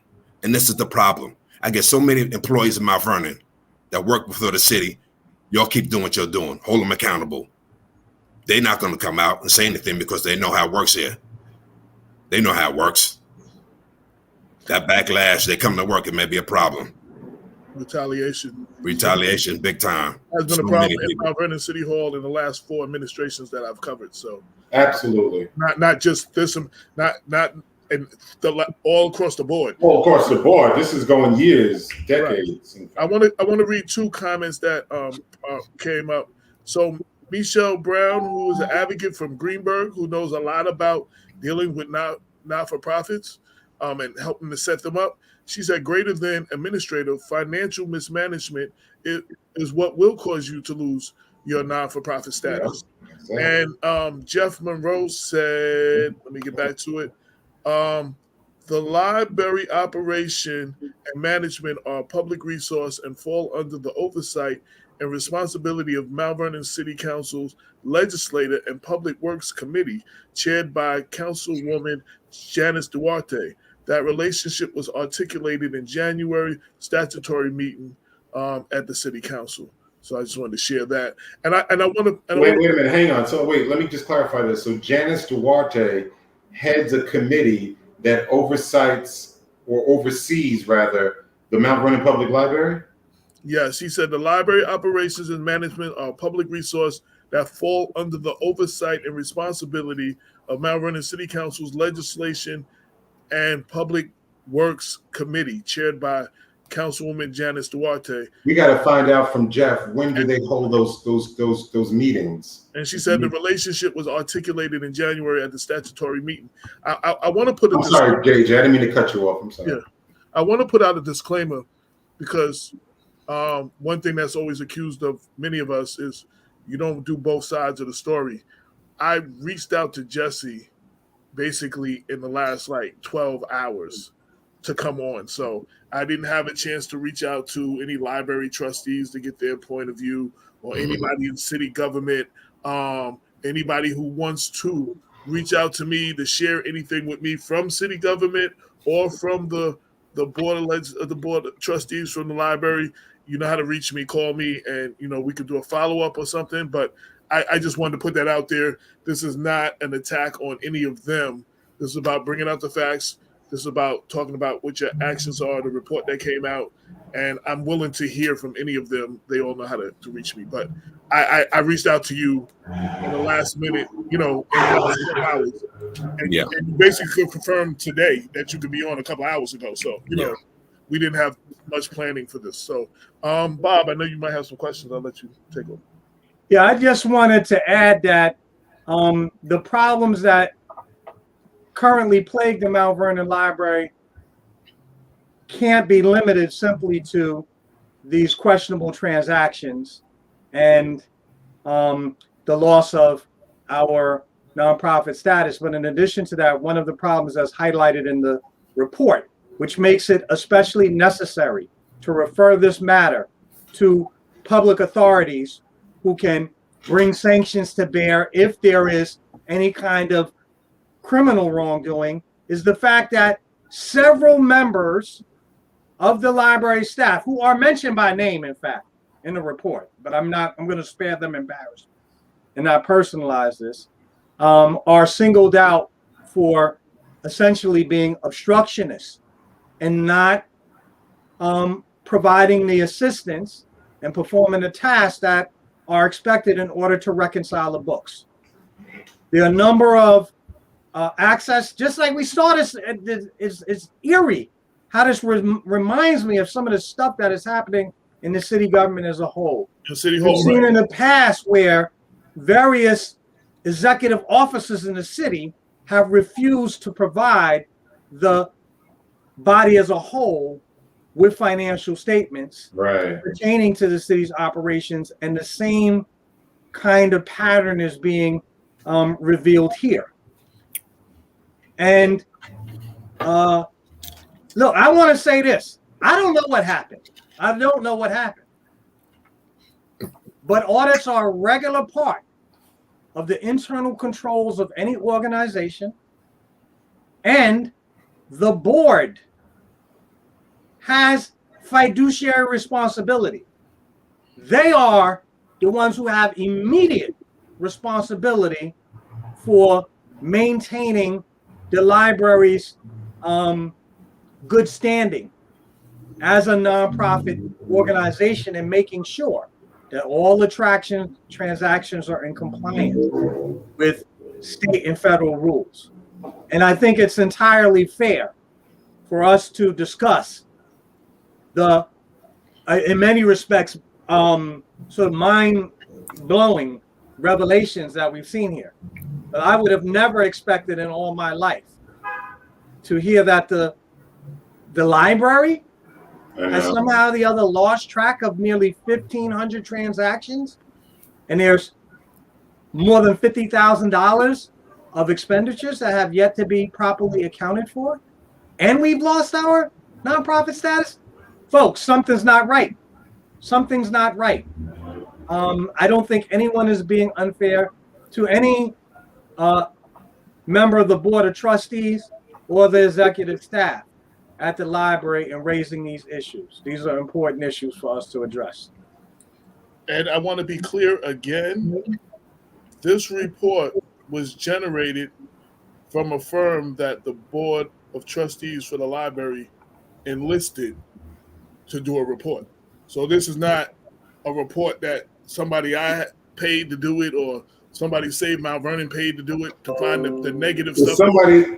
AJ, is somebody challenging the validity of this report? No, I want to make this clear for all the people that are tuning in, and see, there's a lot of people, when you've been doing this long enough, there's enough people that's tuned in and will tune in, and the go back and tell that people, and they're going to see certain things. I'm shutting them down. I know. And I'm being very clear right now, and very purposeful in my remarks and comments. Yeah. So that you can't, like, if as many other people have found out who have challenged our credibility, we keep the receipts for everything we talk about. So, you know what I'm saying? This is like, yo. Yes. So I wanted to be clear on that. One of the listeners wanted to know, Jesse and Lateef, have y'all gone to the Attorney General? And I have a follow-up question after that. No. Wednesday press conference. We'll have a letter for her. She will be issued a letter, as well as the state controller. Once we leave Mimi Roca's office, and we filed a complaint for a launch an investigation. Letters of this report will be mailed to the Napoli as well as Letitia James. I understand library members union have already sent the state controller letters for the last couple of years. And why do they still consist to look the other way and not get involved? Consistently, they look away to not get involved. And this is what we do in St. Mount Vernon. We draw issues to bring limelight for the residents of Mount Vernon to get involved. You know, you pay taxes here. Everything is an issue. Address it. And the only way you're going to get satisfaction or get some type of work done to the issue is to address the issue. Bring to the forefront. They're elected officials. They work for us. We put them in office, not to turn the other cheek and look the other way. They work for us. As the residents of Mount Vernon know, the taxpayers know, the city council and the mayor, they work for us.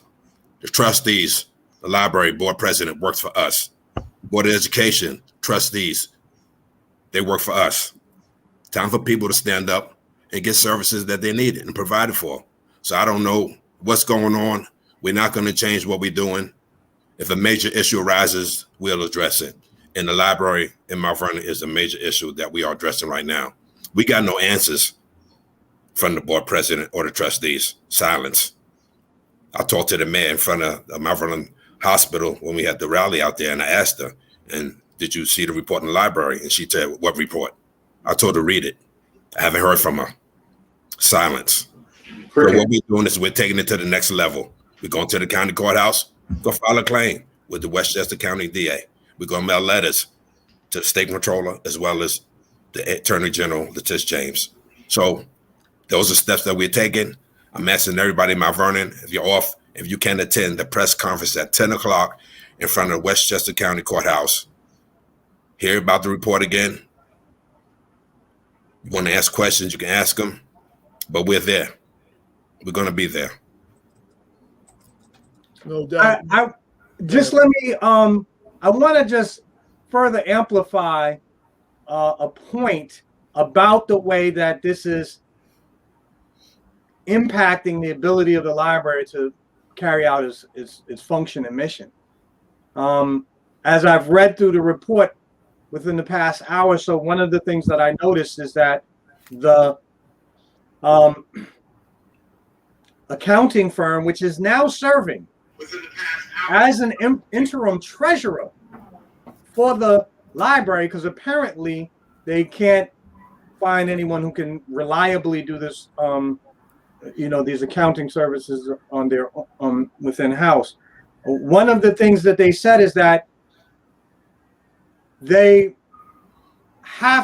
were asked to weigh in whether or not the current budget that was proposed for this fiscal year was in fact a viable one, and they had to withhold their approval. In the report, the accountant says there's a $900,000 variance between the money that was asked for in this year's operating budget and at least all documented expenses from last year. Everyone, this is standard operating. This is how businesses work. Our previous guests, I'm sure, do something of the sort for their own business. What did we spend last year? What does that mean for our budget going forward? We've got to have some reliable books. I also get the sense that this actually may be undermining the quality of life for the employees. There's a lot of mention being made here in this report about the failure to be able to have up-to-date communications with a number of vendors that I know provide benefits broadly defined for staff. TIA CREF is not being communicated with MetLife, New York Life, New York Pension, the New York State Pension Fund, dental plans. There's a lot at stake here, everyone. And although I'm going to withhold judgment as to the severity and whether it rises to any kind of criminal violation, I'm going to tell you that I share Brother Jesse and Brother Atif, Brother Jeff, and so many others who have been highlighting this issue. I share their concerns about what this means for another one of Mount Vernon's bedrock institutions. And I want to join them in urging the Board of Trustees to take all necessary steps to get this matter resolved and to hold anyone who has committed a serious breach of the library's rules to full account. No doubt, no doubt. I want to say what's up to D. Wilson, one of our listeners. She made a comment that I wanted to read. Actually, she had two comments. Well, she said hi to all of us, and then she said, with all due respect, all Letitia James was worried about was getting Governor Cuomo up out of his seat so she could run for it. Watch and see what I tell you. And Nas Duncan, when Jesse said he spoke to the mayor, Nas Duncan said silence speaks volumes. Yeah, so I mean, yo, it is a shame what Bob was saying. It is a shame. And again, we get accused for trying to make Mount Vernon look bad. All of the institutions of Mount Vernon are having problems. AJ, there have been accusations of corruption or mishandling of one thing or another. That's it. Every institution of Mount Vernon. Sad. And it is very sad. And we're not going to grow as a whole. Now, I don't know if it's changed. When we first were doing like Westchester, I had looked into something for a story. And at the time, unless this has changed, I think it's changed a little bit. So Mount Vernon City Hall collects all the taxes. And then Mount Vernon City Hall turns over whatever taxes are supposed to go to the school district to the school district. Mm-hmm. The school district then turns over whatever taxes are supposed to go to the library. Mm-hmm. So all that money does come through City Hall still. Then I know we were having a problem with the school district not getting all of their money. So the school district was trying to make moves, and I'm not sure if they were successful or not. I forget, where their taxes did not go into City Hall but went directly to them. So that still would have been the money that goes to the library. So that part I'm not clear on, but that was the structure that was explained to us when I had asked the people involved before how the money gets distributed and everything. So even though the library is an independent, their money still comes through. Their money still comes through the City Hall and then through the school and then to them.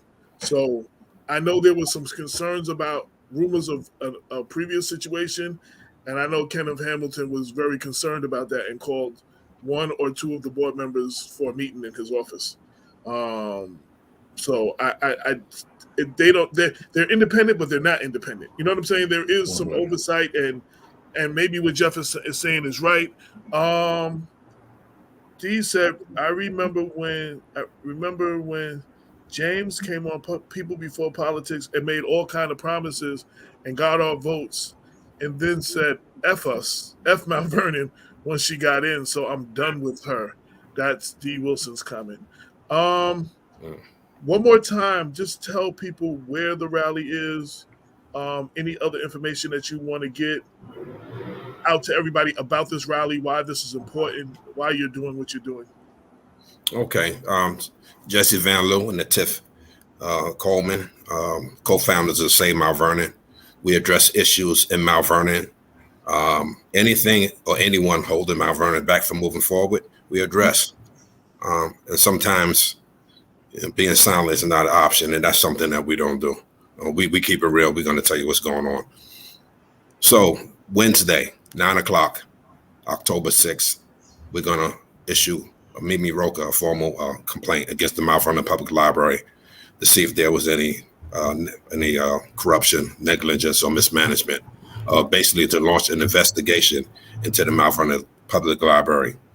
Then we're going to proceed downstairs at 10:00 and have a press conference, semi-rally against the board president as well as the board of trustees for their silence. I ask anybody that can participate, please show up at 10:00 and see what's going on with this rally. If you haven't read the report, you come to us Wednesday at 10:00 this press conference rally, and you're here to report. If you have to bring a friend with you, bring a friend. But it's time for the citizens of Mount Vernon to stand up and fight for your right to have the betterment of Mount Vernon. We address the police department, the mayor, city council members, Board of Education, DBW, we name it all. If we can move forward, we have to address issues, and Mount Vernon has a lot of them. Right now, the main one we're addressing is the Mount Vernon Public Library. So Wednesday at 9 o'clock, we're going to issue a formal complaint for Mimi Roca, the Westchester County District Attorney, to launch an investigation again into the Mount Vernon Public Library. Then at 10 o'clock, we're going to proceed in front of the county building and have a press conference semi-rally against the board president and his trustees. If you need any information, you can give me a call, 914-346-1118, or you can hit me on the email, jessevanler@gmail.com. Appreciate it if you show up, but don't show out. Thank you. Atif, any last words about this or? No, I just want to give it to Jesse and the team. Like, Jesse's been really, boots on the ground, really aggressively, actively hitting it. He's been using up his retirement time to really bring light to all of this. So I really got to commend Jesse because he's been on it. I'm like, Jesse, I don't know. No one's really paying attention to this. No one's really into it, as much as they are at the city hall. But he's just as determined. He wants to get this library fixed, and we need to. And just so you know, also, one of the trustees is running for city council. So we don't want to duplicate bad behavior. All right. Exactly. So, I don't want to get into that, but I'm just saying we need to send a message at that voting booth. That's where we need to really send a message. When it comes to electing new members to the library board, because we need new members on that board. I want to read a quote, a comment from Brenda L. Crump. Welcome her to the show. She said the library budget was supposed to be put up for the community to vote on. However, for about the last two budgets, the library did not put the budget up for the community to vote on, and the community as a whole said nothing.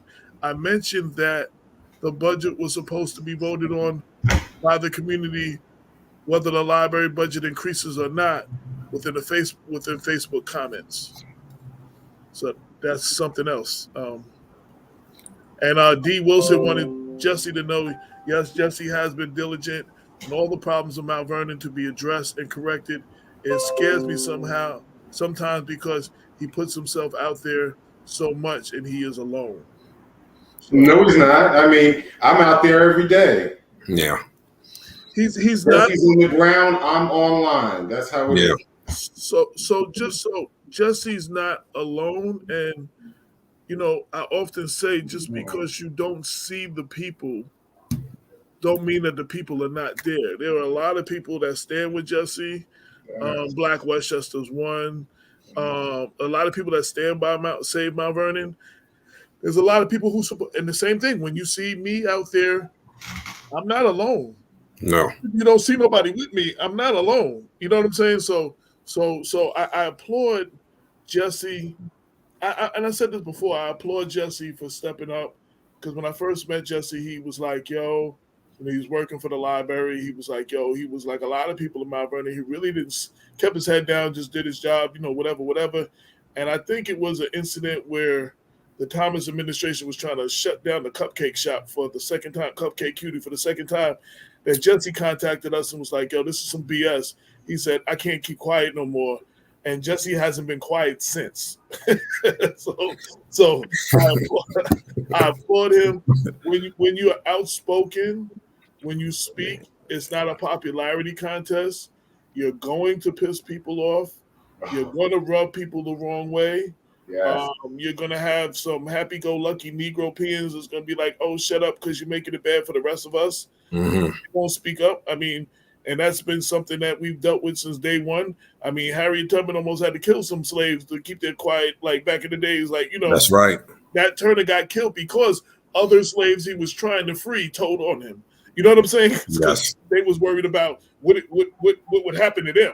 You know what I'm saying? So that's just part of the thing, and he has never let being attacked or people coming at him shut him down.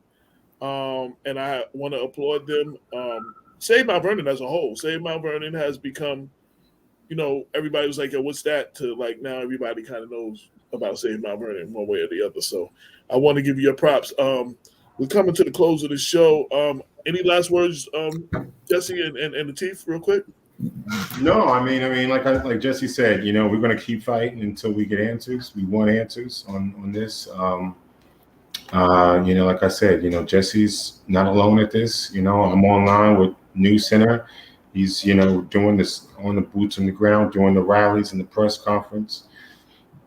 So we got a good team. We got Black Westchester covering as a whole, Westchester as a whole. So we just need the people, AJ. We need the people to come out to these rallies. We need the people to come out to these press conferences. We need the people to come to these voting booths and vote in November. We need the people to stop and plug all this corruption that's bringing our city down. We need to bring attention to the mayor of all of the issues that is plaguing our city. We need the people to get involved. We need the people, AJ. We need the people. Jesse, any last words? Yes. One thing I'm gonna say is I'm gonna have y'all laughing. Tiff, sometimes the bug, get on his nerves. He used to talk to me, just got to slow down, just the way it works. And I understand Tiff. Tiff always had my back, regardless if we agreed or disagreed. And I appreciate that, Tiff, always there for me. Sometimes I'll call, he would answer the phone, and I'll leave a message. He'll call me, I'm at work, but it was just the drive in me, seeing how y'all grow. Tiff's been in this game for a long time, so I understand. I respect him all the way. I always got his back, so like he got mine. I applaud Black Westchester, Dr. Bob, AJ, Damon, and the rest of the crew on there that's been around. Nas Duncan, Jeff Monroe, Lauren Raisnor, with me, my team, our team. We're going to keep going. And I appreciate everything that, people starting to get noticing. Right. We don't attack people. We address issues. You may not agree with us, but we're still going to bring it to the forefront. And we just want a better Mount Vernon, a corrupt-free Mount Vernon, the police department, Board of Ed, library, all above. The surrounding towns have it. Why the other surrounding towns don't have these problems? They're not standing for it. They're not going for it. Number one, like Tiff said, the people come out. The people come out. They fight for their right. Yeah. So, lastly, get in touch with your social media, website, Facebook page, emails, anything to get in touch with y'all. Tiff, go ahead. Save Mount Vernon, definitely. I run the page, so I just join it, and I'll add you to the group. Not a problem. We're consistently updating the stuff. We're always updating news clips from BW, Mount Vernon News Center. Jesse's always, out there in the streets. Because Jesse's retired. I work, AJ, so he's got the flexibility. I'm still young. I got to work. I got bills to pay. So. Yeah, I'm looking for good trouble. Yeah. But I mean, I'm telling you, man, because we just gotta pray for Jesse. Also pray for him, pray for Nas. That's I gotta call Nas. But Nas, call me. You owe me a phone call. But look, we all gotta come together. We need the people. We need the people to come out and stop all of this. That's right. We need to Mount Vernon back to where it was. Dr. Bob. Yeah, I'm just going to close by saying, although I am greatly appreciative of all of the members of the Mount Vernon Board of Trustees that have taken on the responsibility of managing the library's affairs, I am also appreciative of the members of the community who understand that there is you'll forgive me now, I'm sounding like Professor, dialectical connection between our elected officials and the people themselves. As Jesse and Lateef have been saying, we need people to get and be involved. And that's been the message from the very founding of Black Westchester and People Before Politics radio show. Now, let me close in noting, everyone, that the library and the board of trustees, in many respects, serve as a training ground for every Mount Vernon resident who has aspirations to serve our community in higher office like the city council. We need those training grounds to function properly if by the time people have completed their stint at these other levels and now they want to run for office for some of the higher offices in the city. So we need to change how we do business together. Yeah. And I'm going to close with one last piece of news about why this is important. Right now, everyone, and I don't think we've mentioned it, AJ, and this is old news, in fact, but several weeks ago, Mega Beverage received an award of $2.4 million. Oh, yeah. From the local courts because of the violation of their various due process rights by the Thomas administration. I think this is especially noteworthy because Black Westchester was one of the lead civic groups that tried to warn Mount Vernon residents about the missteps that the Thomas administration was making and the possible ramifications for the city as a whole. Right now, we are all wringing our hands about the financial stability of the city, and yet we're coming to find out that the deliberate trampling over people's constitutional rights and basic administrative procedures that happened under the Thomas administration are now coming back to bite us, because this is only one of several major monetary awards that are going to come out the city's coffers, even though all of us here 4 years ago were saying to Mayor Thomas and his chief advisors, y'all need to cease and desist this activity immediately because you don't have the legal basis for doing that. And I want the current library board of trustees to use this as a cautionary tale about how to proceed and to recognize that, you know what, y'all need to do what's right by the people of Mount Vernon and by our precious institution, and do a thorough job to see what went wrong, if anything. Yeah. Dr. Bob. No doubt, no doubt, no doubt. I want to echo what everybody has said in closing, especially what the chief is saying. Yo, I have been advocating for the people to step up in Mount Vernon for the longest. You can't, it doesn't matter who you vote into office. No. One person in the position of the mayor position or whatever cannot change everything. But the people who have the power are all the people, the registered voters of this city who elect these people. And politics is a participatory sport. We have to stop voting, going to sleep for 4 years and waking up again to vote.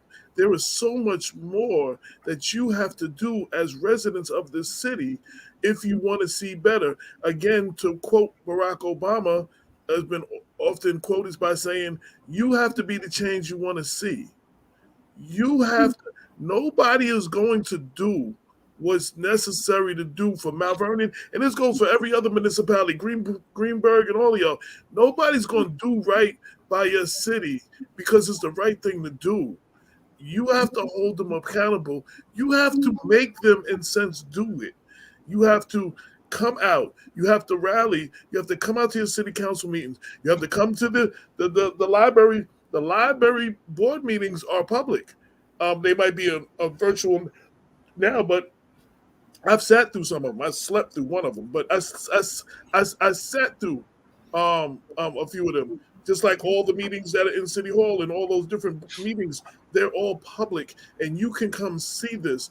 Stop listening to other people and find out for yourself. Stop reading the bullshit on Facebook from people who have no credibility, and they're just saying something, and then everybody is repeating what that person is saying. I know. And I'm saying, yo, don't even take everything that Black Westchester says verbatim. Do your homework and look that shit up yourself. I try to post all the documents so you can read it yourself. I get frustrated. Like, how many times I'm going to bang my head against the wall and the people are still not understanding what's going on and still voting outside of their interests because that's my girl or that's my dude or because they're black or whatever the fuck is the reason that you vote for these people because you haven't vetted them. You know what I'm saying? Like, there's a saying, and for everybody in the city of Mount Vernon, this goes for all black people everywhere, but especially the city of Mount Vernon, there is a saying that has been attributed to a lot of people, so I'm not sure exactly who said it first. You get the government you deserve because you get the government you vote for. If you are not happy with the government you have, if you're not happy with the school board, if you're not happy with the library board, you got that board that you deserve because you got the board, and you got the government that you voted for. That's it, yo. That's it. I appreciate y'all. That's it. For committing for causing good trouble. Again, it's not popular. You know what I'm saying? And this work is thankless work. A lot of us here are often talked about and accused and attacked. But when some shit happens to your family, something happens that directly affects you, one of us are among the people that you call first. Yep. For help. Or to get the word out, or for Jesse to come meet with you to stand with your family, or for some, you know what I'm saying? For Bob, we're among the people that you call first. It's true. So we need to support our organizations that are doing that. Everybody needs to support Save Mount Vernon, but we all need to get involved and be the change we want to see. In closing, I also want to say shout to my partner in crime, Damien K. Jones, and for everybody to check out his new book that is out right now on Amazon, The Empowerment of the Benefits of Detoxing, Cleansing, and Eating Clean. It is available on Amazon.com. Please order 2 or 3 copies. Support Damon. He's been doing a lot of work, certified as a wellness coach and all that. It's a lot of knowledge. One of the things we don't talk about in our community, and this will be another show, through COVID, we talk about whether you should vaccinate or not, whether you should do all this other stuff. Yo, if we treat our bodies better and eat better and exercise a little bit more and build up our immune system, it won't matter one of the stuff that's coming on. You know what I'm saying? We'll be protected. Our own systems will protect us. You know what I'm saying? Mm-hmm. We have to stop. And this is personal. Again, I use myself. I mean, I got a scare from the doctor, and I have to start changing up what I eat and things I do and starting to be a little more active, and doing this work is easy to get off track. Well, we're all busy. We all have busy schedules. We're going to have to start taking care of ourselves, because if we're not taking care of ourselves, we're not going to be no good for nobody else. And you can't have a healthy community. We have to start talking about our mental health and our physical health. And with that, I want to bid everybody adieu and say, yo, you could be doing anything right now, but you decided to ride with us, and we greatly appreciate it. This has been Black Westchester Presents the People Before Politics Radio Show, episode 318. Check us out tomorrow on WVOX, 11 to 12 noon on the Black Westchester Power Hour. Until next time, peace. 22 million black victims of Americanism are waking up, and they're gaining a new political consciousness, becoming politically mature. And as they develop this political maturity, they're able to see the recent trends in these political elections. Any minority that has a block of votes that stick together is in a strategic position. Either way you go, that's who gets it. You're in a position to determine who go to the White House and who stay in the doghouse. You're the one who has that power. You and I have never seen democracy. All we've seen is hypocrisy.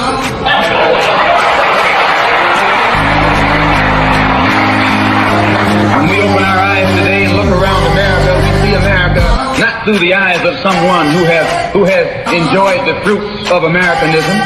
We see America through the eyes of someone who has been the victim of Americanism. We don't see any American dream. We've experienced only the American nightmare. We haven't benefited from America's democracy. We've only suffered from America's hypocrisy.